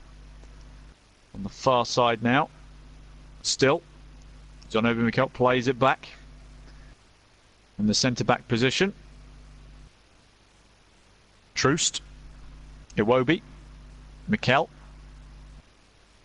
Nigeria playing some very quick passes in the centre of the park now. John Obi Mikel bringing it forward. He's got a man free on the left-hand side. Doesn't see him and gives the ball away to Kyle Walker. Ashley Young now has it in the left-back position. Tries to lump it forward, but it's immediately cut out, where it's still on the far side. Iwobi. Troost in the centre circle. Back to Iwobi. Back to Troost. Goodness. Ogu. Troost. Just Nigeria just keeping the ball here. They're certainly holding possession a lot better this half. Maybe it's because the sun's gone in and the green stands out a little bit clearer. So perhaps people can see their teammates a bit better. I don't know. I swear, I'm pretty sure those kits were clashing. Certainly in the sunlights, the Nigerian shirt looks white. But anyway, ball's come all the way back to Pickford, who's had to go and retrieve the ball in the corner. He's then lumped it long, just on the edge of the centre circle in the Nigeria half. Eric Dyer wins it back in his own half. Lovely ball to Jesse Lingard, who's in the centre circle now. Plays it out wide on this near side to Kieran Trippier. Sterling, Trippier. Good 1-2. Almost got a ball through to Sterling, who was making a good run forward. Now Iwobi, well inside his own half, looking to play it forward to Igalo. It doesn't quite get through to Igalo, and then it's picked off in the centre circle by Gary Cahill. Lingard. Dyer, just on the edge of the centre circle again. Lingard, good turn. Turns on the far side, drives into the middle of the park, playing a lovely ball. Almost made it through to Jesse Lingard. But it's picked off. Now Iwobi. Troost. Obu. Back to Troost again. Now it's still at the back for Nigeria, as they lump it forward after being closed down very well by both Lingard and Dele Alli. They're both doing a lot of running, those two, as Kyle Walker throws it all the way back to his goalkeeper. Now Kyle Walker in the right back spot, or right centre back position, if you please. Plays it to Trippier, who tries to chip it forward over the halfway line, but it's cut out by John Obi Mikel. And now Igalo, back to Mikel. Moses in the centre of the park, just in front of the England box. Moses has a shot from range, and it's high, wide, and not at all handsome.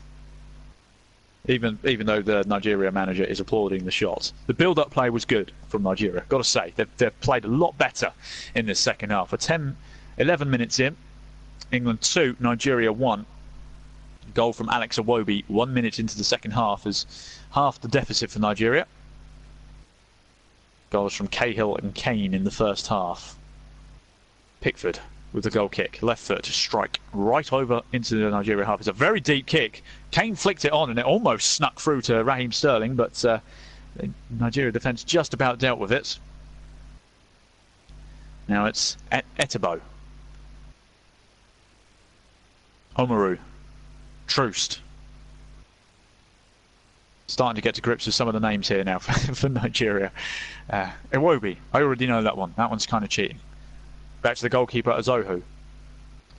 Lumps it forward to the far side towards Moses. Doesn't win the header though. And now Dele Alli has the ball just on the edge of the centre circle. Now he's in the centre circle with it. Plays it back to Jesse Lingard, who's sitting quite deep. Plays it to Kyle Walker. Now Eric Dyer going towards the far side. Now Ashley Young on the far side. Plays it forward to Dele Alli. Lovely cut through pass. Almost made it through to Raheem Sterling, who slipped as he tried to strike the ball. Or pass the ball. It might have been more of a pass, but he slipped. Wasn't a dive, I can assure you. Wasn't a dive. Definitely not definitely not a dive. As the Nigeria goalkeeper hoofs it forward. It's a long ball forward. John Stone heads it away.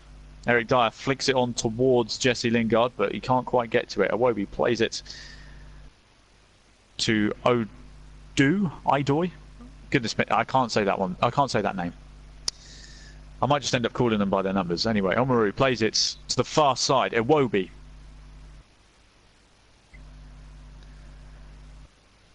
Still Iwobi on the far side. He's got both Ashley Young and Cahill for company. Igalo plays it back Igalo's got it again. A good 1-2 with the winger. Looking to get the ball in the box, but it's blocked. It's gone out for a corner. Nigeria have a corner on the far side. Number 21 was the man who got the cross in the box. If you want to look up the squad numbers and see what names I'm trying to pronounce, feel free to look on the BBC website. You'll see why I'm butchering the pronunciation, because they're really difficult. Ebuhai is number 21. Really? Anyway, the ball's whipped in the box. It's headed away very badly as England, and then they've cut the pass out from the Nigerian players, and now Raheem Sterling looking to run towards the centre circle, but it's hacked away by Iwobi, who was following him all the way. And Sterling and Lingard are in discussions, looking like perhaps swapping positions the way they're talking to each other, but she'll see how that goes. Anyway, there's a throw on the far side. The referee appears to be in discussion with a few players about something going on. He's just talking to about 6 of them. Not sure what's going on here. Ashley Young's taking his time to take the throw on the far side, halfway in the half. Ashley Young on the far side goes back to Cahill, playing in the left centre-back role today. He's got John Stones in front of him, plays it to Kyle Walker to the right of him. It's now bringing it forward. It's gone to the far side with Jesse Lingard. Ashley Young is there on the overlap. Plays it forward to Harry Kane, still on the far side, pretty much on the line. That's how close we are. Playing it back to Jesse Lingard. Now Eric Dyer. Cahill getting involved now, leaving himself open as an option. Now gets the ball. As I say, Nigeria, they're sort of closing down in a box. There's like 4 of them that are closing down all the England players towards the back, so not giving them any options to pass it forward. As Lingard is barging his way through the Nigerian midfield, but eventually gets crowded out, and it's gone all the way back to Troost. As Obi Mikel brings it into the centre circle, looking for Moses on this near side, but it's a bit too far for him, and it's gone out of play for a throw in line with the edge of the area. We're 60 minutes in now. Kieran Trippier is going to have this throw now. Never would have thought you'd see these two in the same team, essentially, both right backs by trade. As he throws it forward towards Harry Kane, but he doesn't win the header, and it's come to Mikel, just about 35 yards out from goal. Gives it to Iwobi. Back to Mikel. Iwobi. Oh, lovely feet from Iwobi. But he runs straight into traffic, and Dele Alli wins the ball back. Now it's Jesse Lingard bringing it over the halfway line on the far side. He's got Ashley Young for support. Plays it to Ashley Young. Ashley Young plays it inside to Dele Alli. Lingard's made a good run forward. He's in the box. Tries to cross it. It's deflected out for a corner on the far side.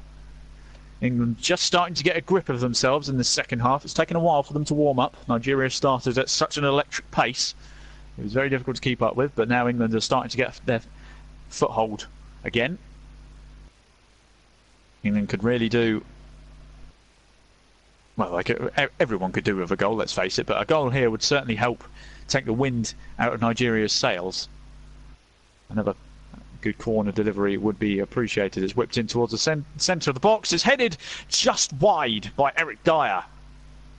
The ball was whipped in towards the 6-yard box. Eric Dyer got up the highest out of everyone. Let's just have another look. He's not even being marked. He glanced it instead of putting his head through it, although he was just that little bit under it. So the ball was a bit lower, we might have been all right. But Nigeria are making another substitution. Musa is coming on for Victor Moses. Musa obviously had a brief spell in England. But Musa is now coming on. He didn't have a particularly successful spell. But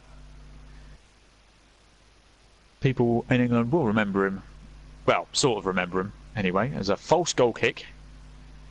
Goalkeeper faked what he was going to take. I think he slipped slightly, but Ahmed Musa is now on, as I said, number 7 for Victor Moses. Ball's launched forward. It's gone straight to Igalo, who chests it and controls it on the halfway line. Still got the ball. He's got Cahill for company. Eventually Trippier gets it off the pitch, and it's a Nigerian throw. on this near side. Igalo. Referee plays advantage. It looked like he was fouled. Musa drives in. He's at the byline. Crosses the ball. Goes to no one. And the referee has pulled it back for a free kick. It was a very long advantage, but he has pulled it back. Igalo, let's have a look. Nothing too major in that one. It did look quite bad in full motion, but all it was a clash of knees. No malice in there at all. So Nigeria have a free kick about 35 yards out on this near side. Definitely an in-swinger.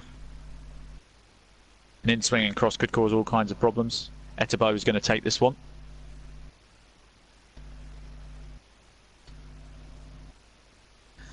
"63 minutes in, Etebo whips the ball in. It's gone towards the penalty spot, but it's headed away. And now Raheem Sterling trying to get it under control. He's in a foot race now, but he's just too far back. He's got electric pace. I tell you what, he nearly caught Truce there, but not quite. Truce had a very good head start. Ashley Young has picked up the ball on the far side on the halfway line, plays it forward to Jesse Lingard. Just got to the penalty byline. Back to Ashley Young though, he hasn't really got any options. There's Cahill on the halfway line, back to Ashley Young on the far side. Harry Kane dropping deep, gets it to Lingard. Lingard plays it back. Thought he was going to play it back to himself there, but Kyle Walker came out of shot and played it forward again. Now Lingard on the far side, plays it to Ashley Young. England just looking for an opening to try and get a ball in the box perhaps, although Harry Kane is not in the box. He's currently dropping rather deep to try and keep himself open as an option. Musa is now tracking all the way back to England's defence, as is Igalo. As Kyle Walker in the right centre-back position has picked the ball up. Eric Dyer, goodness me, that was a bit of a hospital pass. Kyle Walker has to lump it forward. Sold him a bit short. And it's lumped so far forward that it's gone all the way through to the Nigeria goalkeeper. They roll it out, looking to build from the back. Omaru. Troost. Iwobi looking to try and get the ball forward. He does. Troost has gone marauding forward. He's got Igalo for support in the box, but he can't find him. It's gone across the face of goal and all the way out to the other side for a throw near the opposite corner flag on this near side. Tell you what, he marauded forward like an absolute madman, but couldn't quite find the target of Igalo. In fact, it was nowhere near Igalo. He just sort of flashed across the face of goal. Very high, though, so even if anyone was in the box, it would have gone straight over them. 66 minutes in. Could be having our first substitution for England here, perhaps. A lot of warming up going on that sideline. Looks like a substitution is about to take place. So Kieran Trippier is three England subs? No, two. So we've got Loftus-Cheek, who's coming on. Who for? I don't know. And Danny Rose is going to come on. So I'm guessing Kieran Trippier is going to come off. So Trippier would be one of them. Sterling perhaps for Loftus-Cheek? No. Jesse Lingard is coming off. So Jesse Lingard is coming off for Ruben Loftus-Cheek. I imagine that's going to be a straight swap. He's a big man, Loftus-Cheek. Certainly looked out of place in the under-21s because he was huge compared to everyone else. And it's Ashley Young coming off for Danny Rose. So we're going to have yeah. So Danny Rose, Kieran Trippier, and Kyle Walker all on the same pitch. Interesting. Okay. So Ashley Young, I think he's played all right, Ashley Young. I don't think he warranted being substituted, but I suppose if Southgate's trying to work out who's going to be good for the team, as Eric Dyer ends up hacking the ball towards his own box, that's not something he wants to do. Then Lingard's attempted clearance just goes upwards and nowhere, and then I think Musa pushed John Stones. So England have a free kick on the edge of their own box. Igalo is not happy with that decision. So England making two substitutions. We're 68 minutes, or just about to hit the 68-minute mark. England 2, Nigeria 1.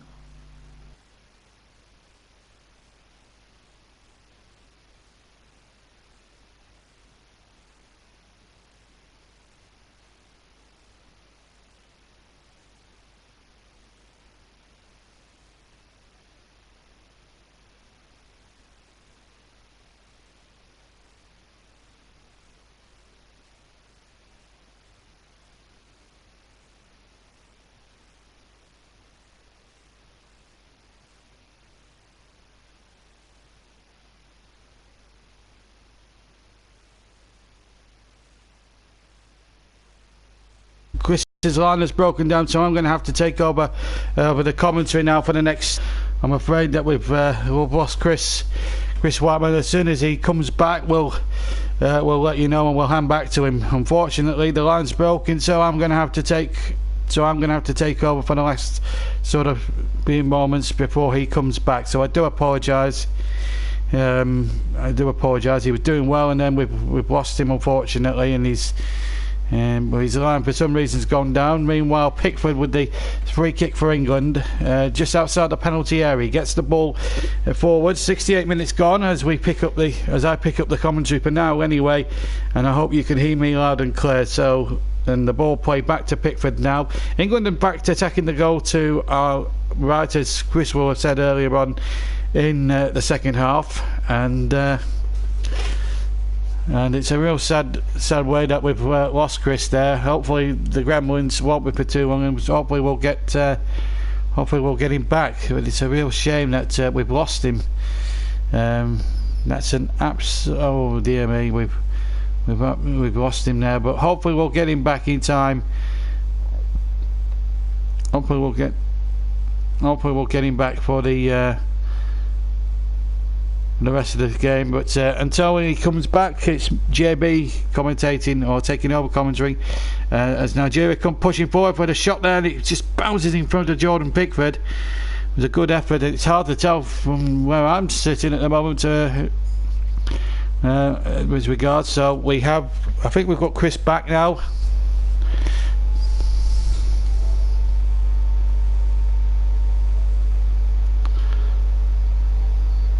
So we'll just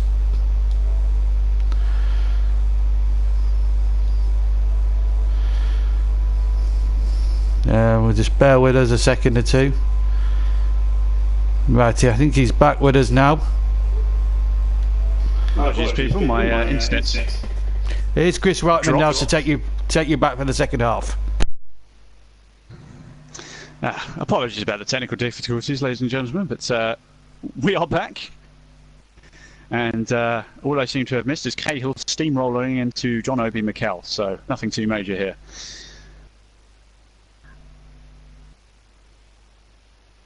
Right. And the only other thing of note with a handy replay is that Loftus-Cheek did get in a good position in the England box to chip the ball across the goal. And so it went over Harry Kane's head and missed everyone, so nothing really major to report as of yet. Body on a quick water break because it is rather down there.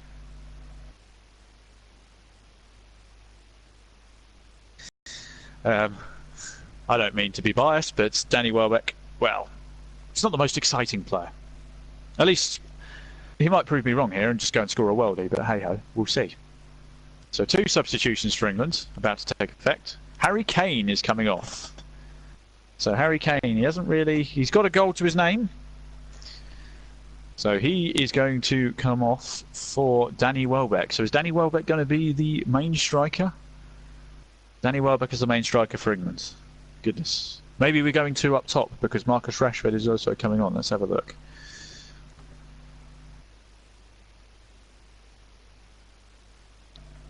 And Rashford is coming on for Raheem Sterling. Dele Alli drops back into midfield and you have 2 up top. Anyway, we'll get the ball rolling again as Nigeria looking to come forward on this near side. And he plays a pass to absolutely nowhere, and Jordan Pickford, picks it up. And still got the ball in his hand.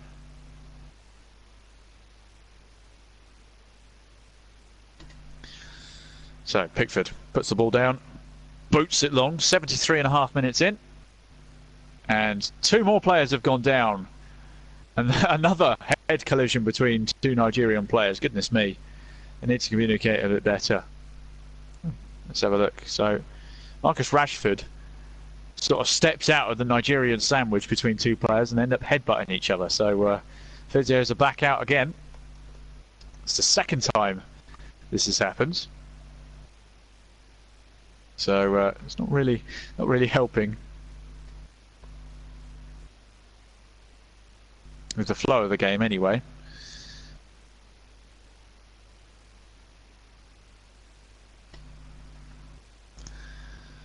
There's Jamie Vardy, Delph, Heaton and Lallana all sat on the bench. Well, both players are back on their feet now, which is good. It's a pre-season, I almost said it's a pre-season friendly, pre-World Cup friendly. Don't want to cause any kind of concussion problems before going in. That would be a bit of a disaster.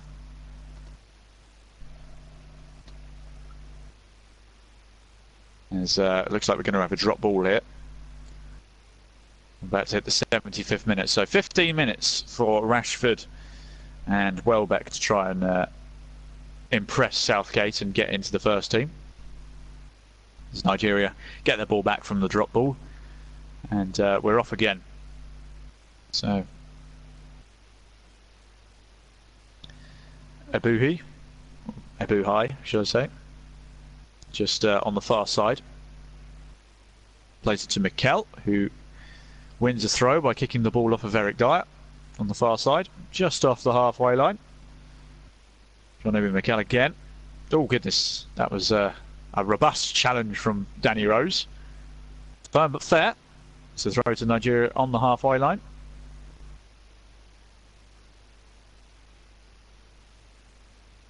Another substitution taking place here. So Iheanacho is coming on for Nigeria. At last, a name that I can pronounce is on the pitch. And number 14, he's coming on for Igalo. So, doesn't really change in terms of how many names I can pronounce. Oh, it could have made my day so much easier by having those two up top. But no, they're just going to make it more complicated. Or, well, it stays the same more or less. Anyway, they throw the ball on, and we're on the halfway line. Nigeria just trying to bring the ball forward. Chip over the top towards Iheanacho. He's keeping hold of the ball well, although he's run into Dele Alli, who wins the ball back. Danny Rose goes flying in with another robust challenge. Got the ball, but it's gone straight to John-Obi Mikel, about 40 yards out from goal. Eric Dyer goes in for a challenge, and he wins the ball back. Now Marcus Rashford picking the ball up. That is a foul of the highest order, and Musa gets himself a booking for that challenge.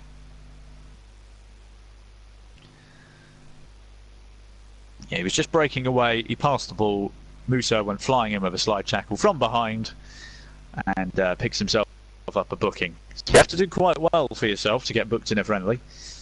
And, well, Musa's just gone and done that. Anyway, free kick to England, just inside their own half in the middle of the park. Kyle Walker takes it. It's 1-2 straight back to him. Now Cahill. Dyer, Walker, Trippier on this near side. Nutmegs Musa, lovely. Plays it to Eric Dyer in the centre of the park, looking with a lovely ball forward to Marcus Rashford.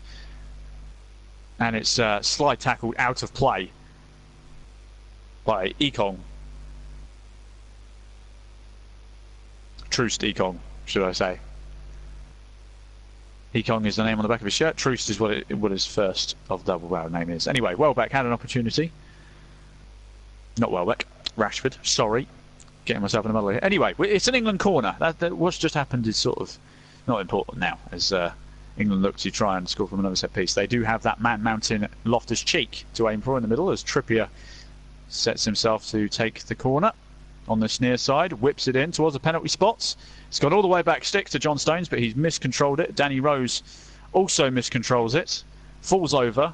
The ball is won fairly, and now Nigeria are looking to break away on the far side, looking for a long ball forward, but it's cut out by John Stones on the halfway line. Now Loftus-Cheek plays it forward to Welbeck. Ali all the way back to John Stones, who's running out of room very quickly. He has to ply it back to Pickford, and he's got it to him fairly easily. Now Kyle Walker looking for a long ball on this near side for Loftus-Cheek. I tell you what, he's kept it in just about. He's kept hold of it. He's one-on-one with Iwobi, plays it back to Trippier. Now Eric Dyer in the middle of the half. Back to Cahill in the centre circle. Now Kyle Walker. Trippier on this near side. Dyer chipping it forward to Loftus-Cheek, who gets it back to Trippier. Tell you what, he's retaining possession really well, Loftus-Cheek. Plays it back to Kyle Walker on the halfway line. Back to Loftus-Cheek, who's also on the halfway line. Playing it back to John Stones on the edge of his box. Pickford now has the ball. It's very... England just keeping the ball well. John Stones in the middle of the park. Playing it to Loftus-Cheek, driving over the centre circle now. Into the Nigerian half. Plays it out wide to Danny Rose. Danny Rose can't go anywhere with it. Gives it back to Loftus-Cheek. He's got Dele Alli behind him. Plays it forward to Marcus Rashford, who's heading towards the corner flag. Plays it back to Danny Rose, who just sort of taps it back to him on the far side. Loftus-Cheek. They're just playing triangles in that corner over there. It's becoming very frustrating for Nigeria. They play it inside to Rashford. Rashford on the edge of the box. There's a shot from distance, and it's just gone wide of the far post. Good effort from Rashford. Early sighter in. It was a low-driven shot, bobbling along the ground, but just goes wide of the goalkeeper's post. 10 minutes left. England 2, Nigeria 1. Another substitution looks like it's going to take place. Fabian Delph. Where is he going to play, is the question. I suppose it depends on who he's coming on for. Not many people liked the fact that Delph got picked, but you've got to remember he's in a title-winning Manchester City team, and he is coming on for Dele Alli. So is he going to play in midfield here? Taking off Dele Alli for Fabian Delph. Interesting substitution, to say the least. Probably not very popular, but there you go. As Dele Alli leaves the field. He's been very good with his passing today. He's not quite made the impact that perhaps everyone wanted to, although he has made a few killer passes today, but in terms of goal-scoring threat, he hasn't offered much. Now, where is Fabian Delph going to play? You would think he would slot into midfield. Could we be going with an old-fashioned 4-4-2 now? Well, possibly. I'm not really sure what they're doing with the formation, because you've still got 5 defensive players on in terms of... you know, you've got Walker, Trippier, Stones, Cahill, Dyer, Rose. There's 6 of them there. So I don't know what's going to happen formation-wise with England, as Nigeria are taking a very long time to take this goal kick, unless another substitution is taking place. No, we are back underway. That goal kick took a whole 45 seconds to get going. So anyway, it's headed back forward, as Welbeck is trying to win the ball back, but to no avail. It's gone all the way back to the Nigeria goalkeeper, who's hoofed it forward into the centre circle. Header won by Cahill. Loftus-Cheek, the man mountain, in the centre circle, wins the ball back amongst 3 Nigerian bodies. Plays it back to Kyle Walker, who's bringing it over the halfway line this near side. Gone past 2 players and then gets fouled. Good drive forward by Kyle Walker there on this near side. Had an option to pass it to Trippier, but got fouled instead. Or tripped, should you say. That rolls off the tongue a little bit easier. Anyway, Trippier takes the free kick quickly, back to Kyle Walker. Now Cahill on the edge of the centre circle in his own half. Now to the far side. Danny Rose. Tried to play it forward, but it got cut out. Now John Obi Mikel brings it over the halfway line into the England half, driving forward. He's got Eric Dyer for company. Plays it forward to Musa. And now it's played to this near side, back to Iheanacho. Just inside the box, plays it back to John Obi Mikel. It's coming back even further towards the halfway line. Nigeria still have the ball. Ogu plays it to Troost. Troost lumps it long towards Igalo, but not Igalo, Iheanacho, but he can't control it, and it's gone out for a England throw, just in line with the penalty area.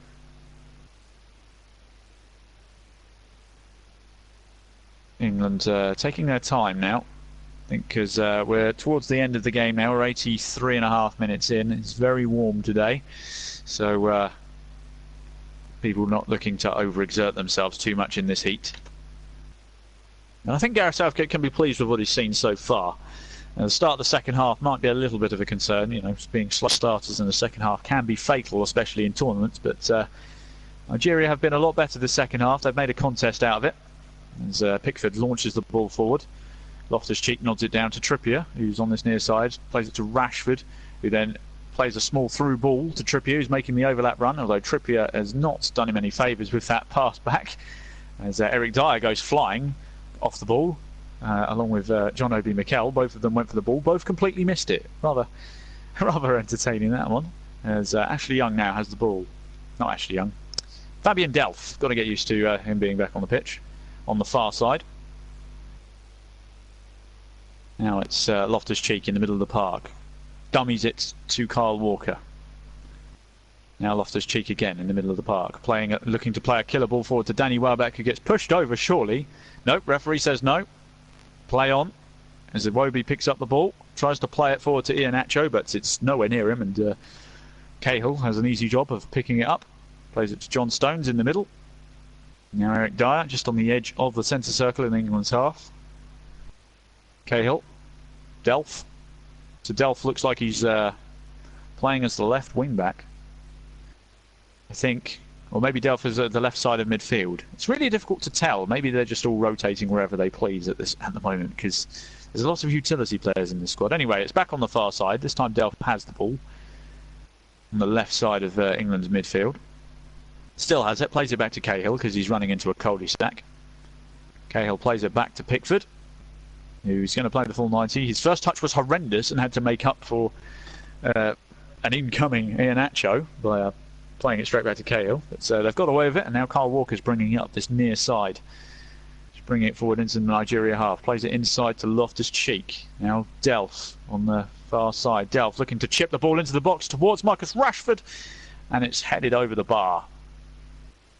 He jumped very high to get to that, I must say, but you could tell it was probably just out of his reach as the header looped over the bar. It's a brilliant ball in from Delph, got to say. And it just hits the roof of the netting. It was a little bit out of Rashford's reach. He was just coming to the top corner of the 6-yard box in the Nigeria box. Is more or less where he headed it, but it was just a bit too high for him. Anyway, Nigeria gets back underway. Ball's gone out for a throw to Nigeria on the far side, just in line with Gareth Southgate's managerial box, or manager box, whatever you want to call it. Touch line. And Danny Welbeck has won the ball back on the halfway line, gives it to Loftus-Cheek in the centre circle, brings it over the halfway line into the Nigeria half, looking to play a long ball over the top, but it's too close to the goalkeeper, who's come out and plucked it out the air.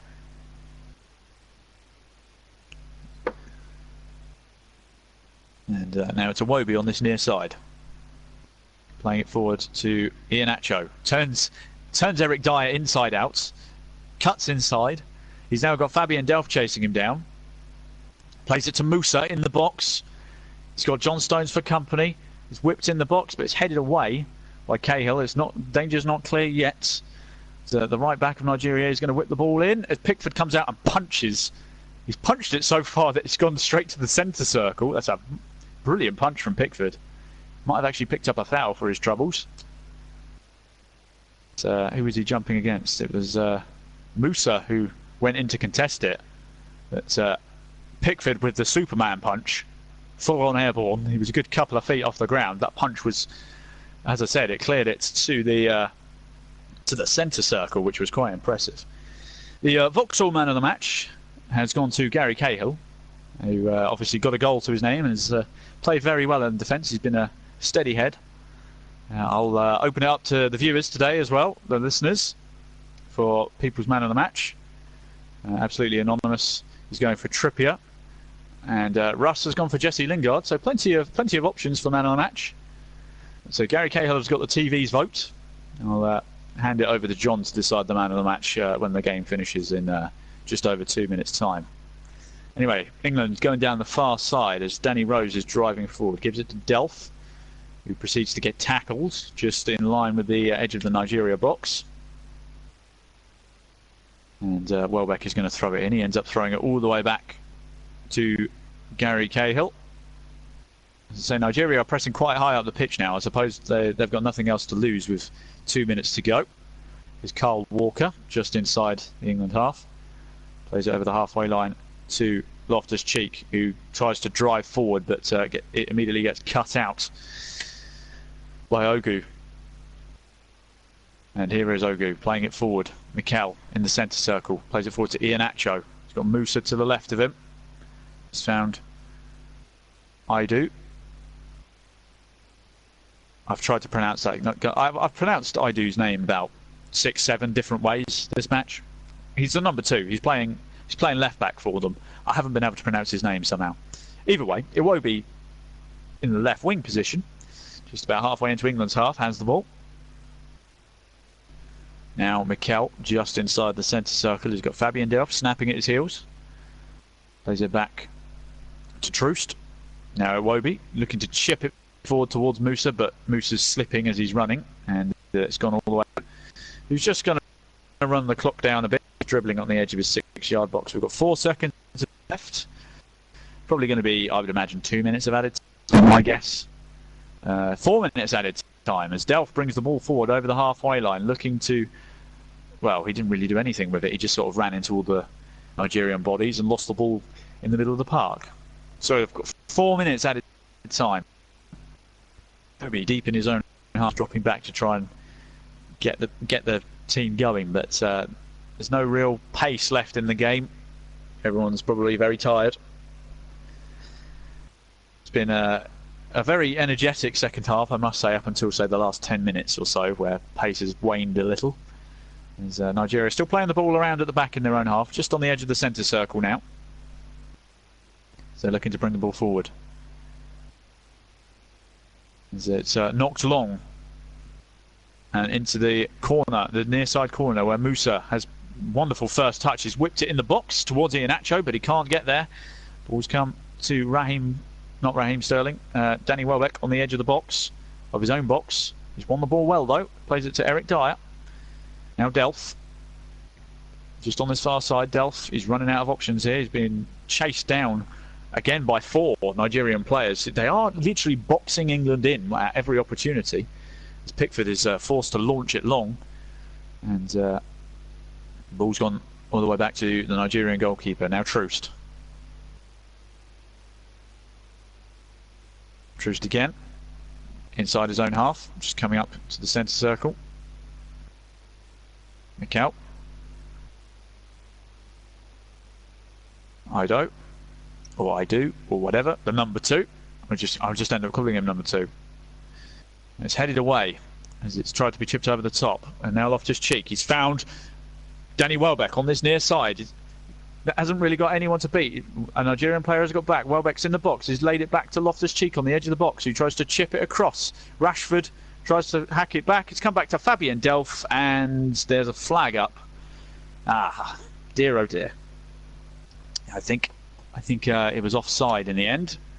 Loftus-Cheek, when he chipped it in, he's chipped it into a man who was in an offside position. So unfortunately, that attack has broken down.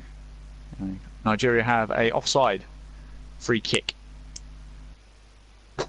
on the edge of their own 6-yard box. There's 90 seconds remaining of this match, and an England player has now gone down on the halfway line. Danny Rose. Let's have a look, see what happened here from the replay. Ooh, he got a stud right in the kneecap. Right in the kneecap. Not deliberate. Not deliberate at all. There's no malice there, but I can tell that hurt. That probably hit him straight on the funny bone. But with a minute left of added time, as England looking to get the ball forward. They do, but Rashford's offside as well.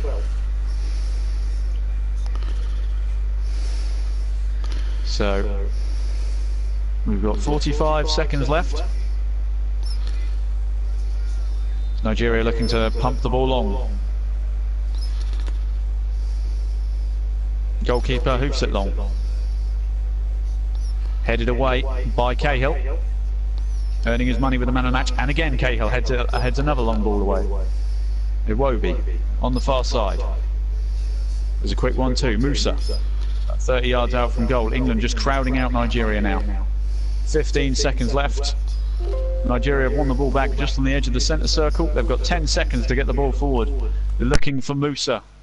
The ball is controlled by Kyle Walker. He's got the ball away and full time is blown. England have won by 2-1 here in a friendly before the World Cup, a pre-World Cup game. And 2 goals for England scored by Gary Cahill and Harry Kane are what's given them the victory here today. as Nigeria had a much better showing in the second half. A goal from Arsenal's Alex Iwobi a minute into the second half gave them hope. But ultimately, England managed to hold on as both teams faded towards the end. It's goals from Cahill and Kane were enough to get England over the line in this friendly. So in terms of man of the match, ITV gave it to Gary Cahill. Let's have a look at some of the comments, see if anyone else. One vote for Trippier and one vote for Lingard. It may well be shared. Decent performance, but we played better in the first half. Nigeria better second, but we got the job done, says Russ Vernon, sorry. And well, my vote for man of the match, I'm going to give it to Cahill. I've got to agree. Obviously, when you get a goal as a defender and then look pretty much untroubled for the rest of the game, he dealt with everything well, and long balls weren't a problem, and he always left himself open for a pass. I think he's going to get my vote for man of the match. So I've got to agree with the TV. So it's one vote for Trippier, one vote for Lingard, one vote for Cahill. I suppose John will have the deciding vote on that one. But let's just recap quickly. So England got a victory, 2-1 victory, with a very good first half performance, a solid second half performance with a revived Nigeria, and some good questions to be asked of Gareth Southgate. So it's going to be difficult for him to pick who's really going to be in his starting 11 going into the World Cup, because there were some good performances today. That team was very good. But one friendly left to go, which is later on in the week, which is on Thursday. So he'll get another look before he can make his final decision as to what he wants his team to be. But certainly Delph came on, made a good contribution. Loftus-Cheek looked powerful and dangerous off the bench. Rashford and Welbeck didn't really get much of a look in, to be honest, but it is what it is. But anyway, that's my coverage of the game done. England 2, Nigeria 1. Thank you all for listening, and apologies for my internet dropping out last in the second half briefly, but technology sometimes lets me down. But anyway, I'm going to hand you back over to John Stuttard now, who I think will get the deciding vote on who was man of the match. So, but thank you all for listening. Thank you for briefly putting up with my terrible internet, and I will see you all for the World Cup in a few weeks' time. Over to you, John. Thank you very much, Chris. And no, I'm not picking Danny Welbeck as man of the match. Great first half. Really, it was a bit Jekyll and Hyde, I thought, with England. Really great first half, 2 terrific goals, a great header from Gary Cahill, who was Chris's man of the match. I'm actually going to side with Chris. Although Trippier and Lingard both had terrific games, I'm going to give it to Gary Cahill. I have to agree with Chris Whiteman there, the commentator, as regards the man of the match. So Gary Cahill, he had a good game tonight, and I thought he shone out above all others. Although Lingard had a good game, and obviously Trippier, you know what to expect. He's Mr. Consistency. He did it for so many years, even in his days at Burnley. Very, very consistent, and I think he'll be I think Lingard, Trippier and Gary Cahill definite starters surely for the first game against Tunisia, which you can hear live here on the JB Clark YouTube channel, and I'll be bringing you full match commentary of that game, certainly in as regards that on the Monday. Okay. As for Nigeria, they didn't really turn up until the second half, got a goal back, and played a good part in it. There was obviously the friendlies. Obviously, it's a chance to give other players a run round. We're just waiting to hear, before we leave you tonight at around about 7:20, we're going to hear from Gareth Southgate on his assessment of today's performance, hear from one or two of the England players as well, and of course bring you up to date what's been happening in the world of sport before we leave you tonight. And by the way, the people that was spamming our coverage today, the people that were commented, have now been got rid of and now will be banned for life. We don't need any negativity on the channel. We like to inject positive energy in this channel. And of course, just to remind you, our World Cup coverage starts on the 14th of June, 14th, so we're just 12 days off the start of the tournament, and of course that will be full delayed commentary of the game because it interferes with myself, Chris, and obviously Russ's time, because it's a 4 o'clock kickoff. So what I'll do is do a delayed commentary of that for you on the 14th of June, and then it'll be live. Most of it will be live. There will be some There will be some. I'll also have England's match against Panama delayed as well for you later on in the tournament as well, and as well. But England will be covered extensively, and all the other big nations as you would expect. And we'll have a very stellar commentary team, as well as myself as lead commentator for the tournament. I'll have Chris as close alongside me, and a special mention to Russ Burning, who said in his comments earlier today that he's, during the second half, that he's really looking forward to joining our stellar lineup of commentators. And I'm really pleased to have him, because he's a great lad. He knows the game inside out. He does a lot of watching in the lower leagues, and we're really glad to have him on board as well. And he really did. He actually provided me with a team sheet with the Champions League final, which I was really pleased to have, and he helped the commentary another extra 10% really last weekend. So I have to thank everyone there. So you've got a stellar commentary team for the next month. As I say, Russ will be with us, Chris will be with us, covering some of the bigger games. Hopefully a couple of England matches as well will come his way as well, and I will be doing all the first game, a couple of the England games myself, a semi-final, a quarter-final, and of course I will do the final as well in July as well, where we'll decide who will be world champions. Elsewhere tonight, Thailand 0, China 2. That's a full-time score. The Republic of Ireland don't kick off until 8 minutes past 8. I don't understand why they're kicking off 8 minutes after 8 o'clock, but there you go. 28 minutes have been played in Sweden, where Sweden and Denmark are drawing 0-0. Austria and Germany is finally underway. They're 32 minutes in. That was delayed for 75 minutes because of the weather. So, but Germany winning that one by a goal to 0. So we're back at, we should be back at Wembley soon, and hopefully if we can hear from Gareth Southgate in due course, we will hear from him, or we will hear from one or two of the main protagonists involved. We'll also bring you, as I say, the other news. There's been Test match cricket going on. There's the French Open tennis to catch up with. But let's hear from Gary Cahill now. He's speaking with Gabriel Clark. Club level that is. So I finished the season strong, and I'm glad to be in the squad. What was the most pleasing aspect of the performance? Because you did have to manage the game better second half. We did, yeah. Like he said, the first half was very good. We felt comfortable. We moved the ball quick, created a lot of chances, and we dominated the first half. I think just a bit of concentration early second half when we came out. I know there's a lot of changes every 2 minutes in the second half, but it's no excuse just to keep a bit more concentration. And like he said, after 5-10 minutes of the second half, we got to grips with their formation. And we managed the game well. We managed the game well towards the end. I saw the game out. Created 1 or 2 more opportunities late on as well. Harry, you missed the friendlies in March. How shocked do you feel? Near your best? At your best? Yeah, no, I feel like my best, definitely. I feel really good. Obviously, it's great to score, getting the score sheet. It's always nice for a striker. So, yeah, looking forward to the game now on Thursday. It'll be another tough one, another test. And then, yeah, obviously look forward to the next month or so. Harry, thank you very much. Gary, well done as well. Man of the match, thank you. Not only the television man of the match, but our man of the match as well. The JB man of the match goes to Gary Cahill. A stellar performance today. Harry Kane there was the other voice you heard, as well as Gabriel Clark's. But let's look back on the game as a whole, really, from an England perspective. Great first half, I thought. Fantastic performance. 2 goals up against a really poor Nigeria side. The goalkeeper looks a little bit shaky on that evidence. The second one especially, where it's straight at him and he's gotten right through him and it's in.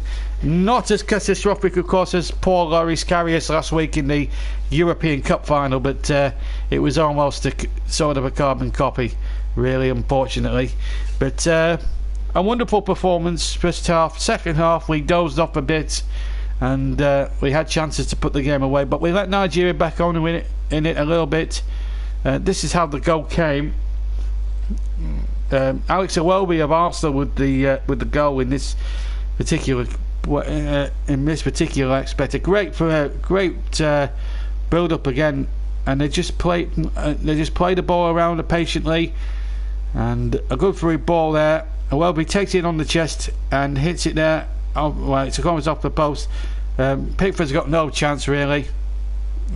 Not great England defending, really. Will be very quick to react, and Pickford can't get back in time to stop it. He had no chance with the initial shot that bounced off the post, but again, England very slow to react, and that's a real worry going towards the tournament. As Chris Whiteman said, there's one warm-up game to come on Thursday night, and then it is the big event. England will play on Tunisia on the Monday, so they'll play 4 days into the tournament. As I say, you'll be able to hear that one live with us on the JB Claret channel. But there are some real positives, but then there are some real negatives as well, and some real worrying points. They have to get it right in that last warm-up game, I believe, because if they don't, then there is I would be very worried going into that tournament. Pickford, I'm not sure about him still as number one. They've picked him on terms of distribution. I still think on current form you've got to favour Nick Pope, and that's not me being biased because I'm a Burnley fan. I've seen Nick Pope a lot live and doing the Claret match live during the season, and I've got to say that Pope has been Mr. Consistency, certainly as regards English Premier League keepers are concerned. Obviously no one will be able to match the likes of Darren De Gea and Ederson, of course, but there we go. But absolutely an honour. Says thank you very much, and you are now a moderator for the World Cup as well, so you've got a job as well on our team, and the moderators are going to be just important as commentators as well. So thank you, absolutely an honour. We'll see you later on in June when the World Cup starts, and you take care as well.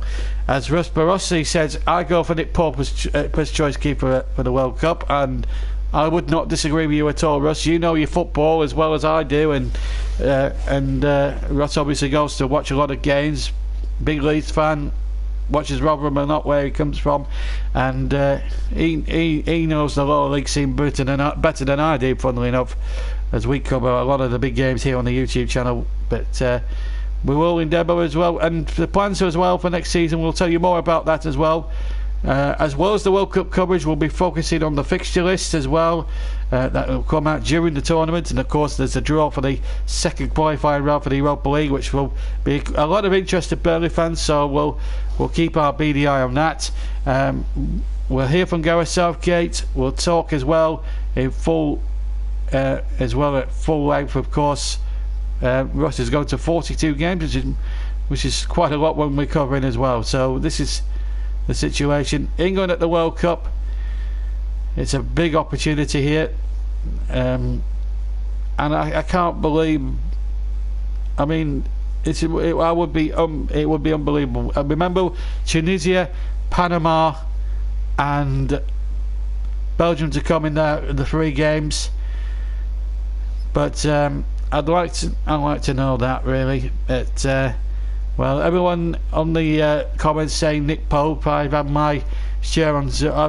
Well, the good thing about not commentating is I've had to share a few more on the comments, and some have asked why I've not commentated. Well, basically, I'm still in the middle of, because I'm lead commentator, I need to make sure I might be commentating the majority of the teams at the World Cup. So I need to make sure I'm up to date with some of the lesser likes, like the African nations and 1 or 2 others. And Chris has had trouble with the pronunciations. I think I would have had the same trouble as well today. So we don't cover Nigeria a lot, or we never seem to cover them quite a lot. So the television have gone to a commercial, so it gives us a chance to catch up with all the other sport that's been happening around the Europe and the world today.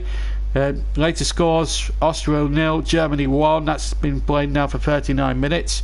Sweden and Denmark 0-0. 10 minutes to go to the break in that one. Okay, so back to so let's see what's been happening in the tennis, shall we? The French Open is going on at the moment in Roland Garros. Let's bring you up to date with what's been going on there. Serena Williams so far leads Georges by well, she took the first 6 games to 3.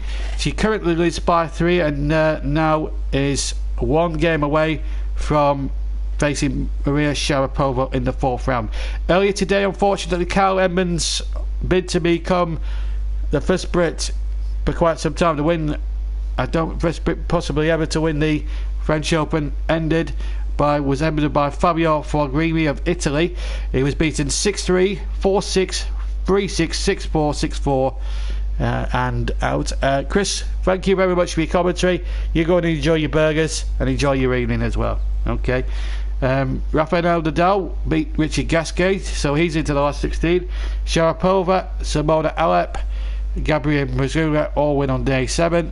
but Petra Kvitova is out as well. So that's what's been happening in the tennis over in Roland Garros in Paris. So it's been quite a day. As for the cricket, England have built a very good lead over Pakistan in the second NatWest Test match. The close of play, England lead by 128 runs and they've got 3 wickets remaining, so they've closed on 302 for 7. Pakistan batted first and went all out for 174 all out. I'll go through the batting card for you. I'm not going to tell you who took wickets and stuff.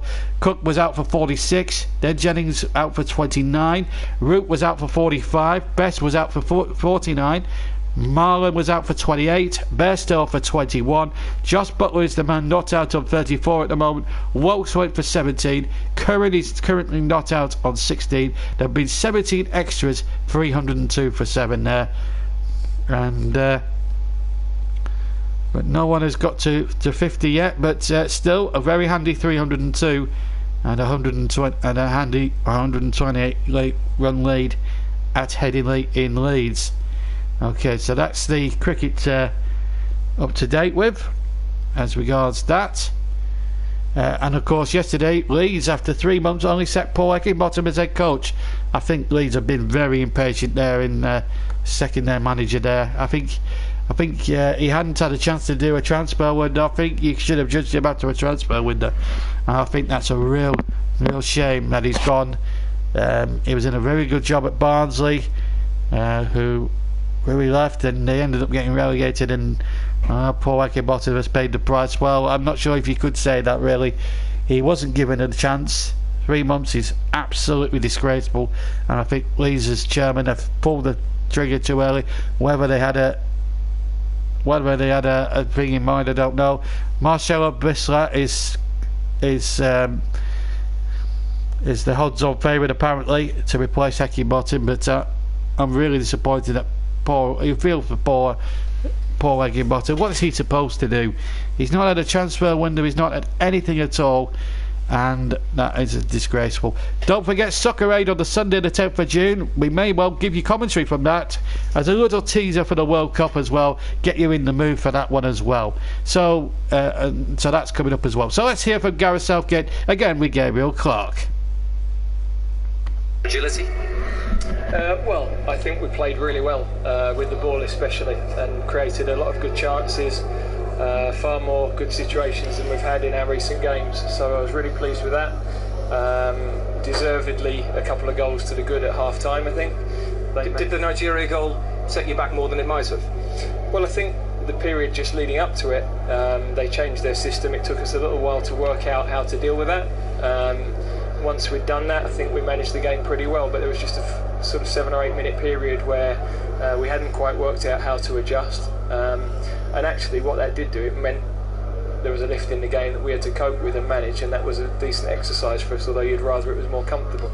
You stayed loyal to Raheem Sterling. Did he repay that loyalty? I thought he played well. I mean, I thought the front four, some of the movement, some of the interplay, some of the quick combinations, we looked a threat, we had pace. I thought Dele and Jesse made great unselfish runs from midfield, and as I say, probably slightly better decision making final third, or slightly better quality. I think we'd have scored even more. It's time. Well, that's the way the England manager's seen it. I'm not convinced that the performance was all that great. I mean, the first half we were brilliant. Second half I thought we were poor, to be quite honest with you, and that's the way it is at the moment. So England 2, Nigeria 1, it's finished here. Just before we go, let's just bring you up to date with more sports news as well.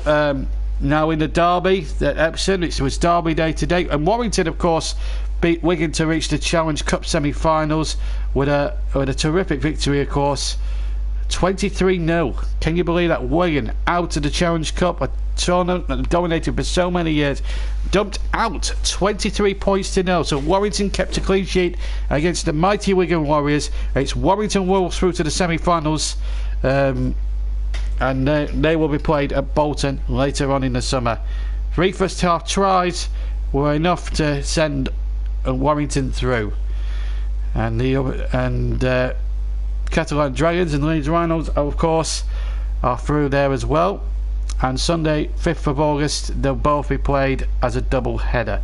The last semi-finals place will be between St Helens and Hull when they play tomorrow. So that's the Challenge Cup. That's the Challenge Cup wrapped up as well. And as regards the horse racing, let's just bring you up to date. If you did hear earlier, Massar won the Derby, but so let's bring you the full. DXB finished second, and Roaring Lion third. Okay, so let's give you the full SP then.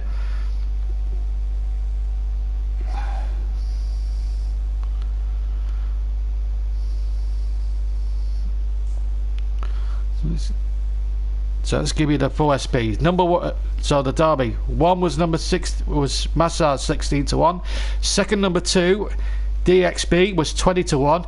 Roaring Lion was third with 6-1, and Saxon Warrior, who won the 2,000 guineas earlier on in the flat racing season, was fourth and he was the odds-on favourite to win the Derby.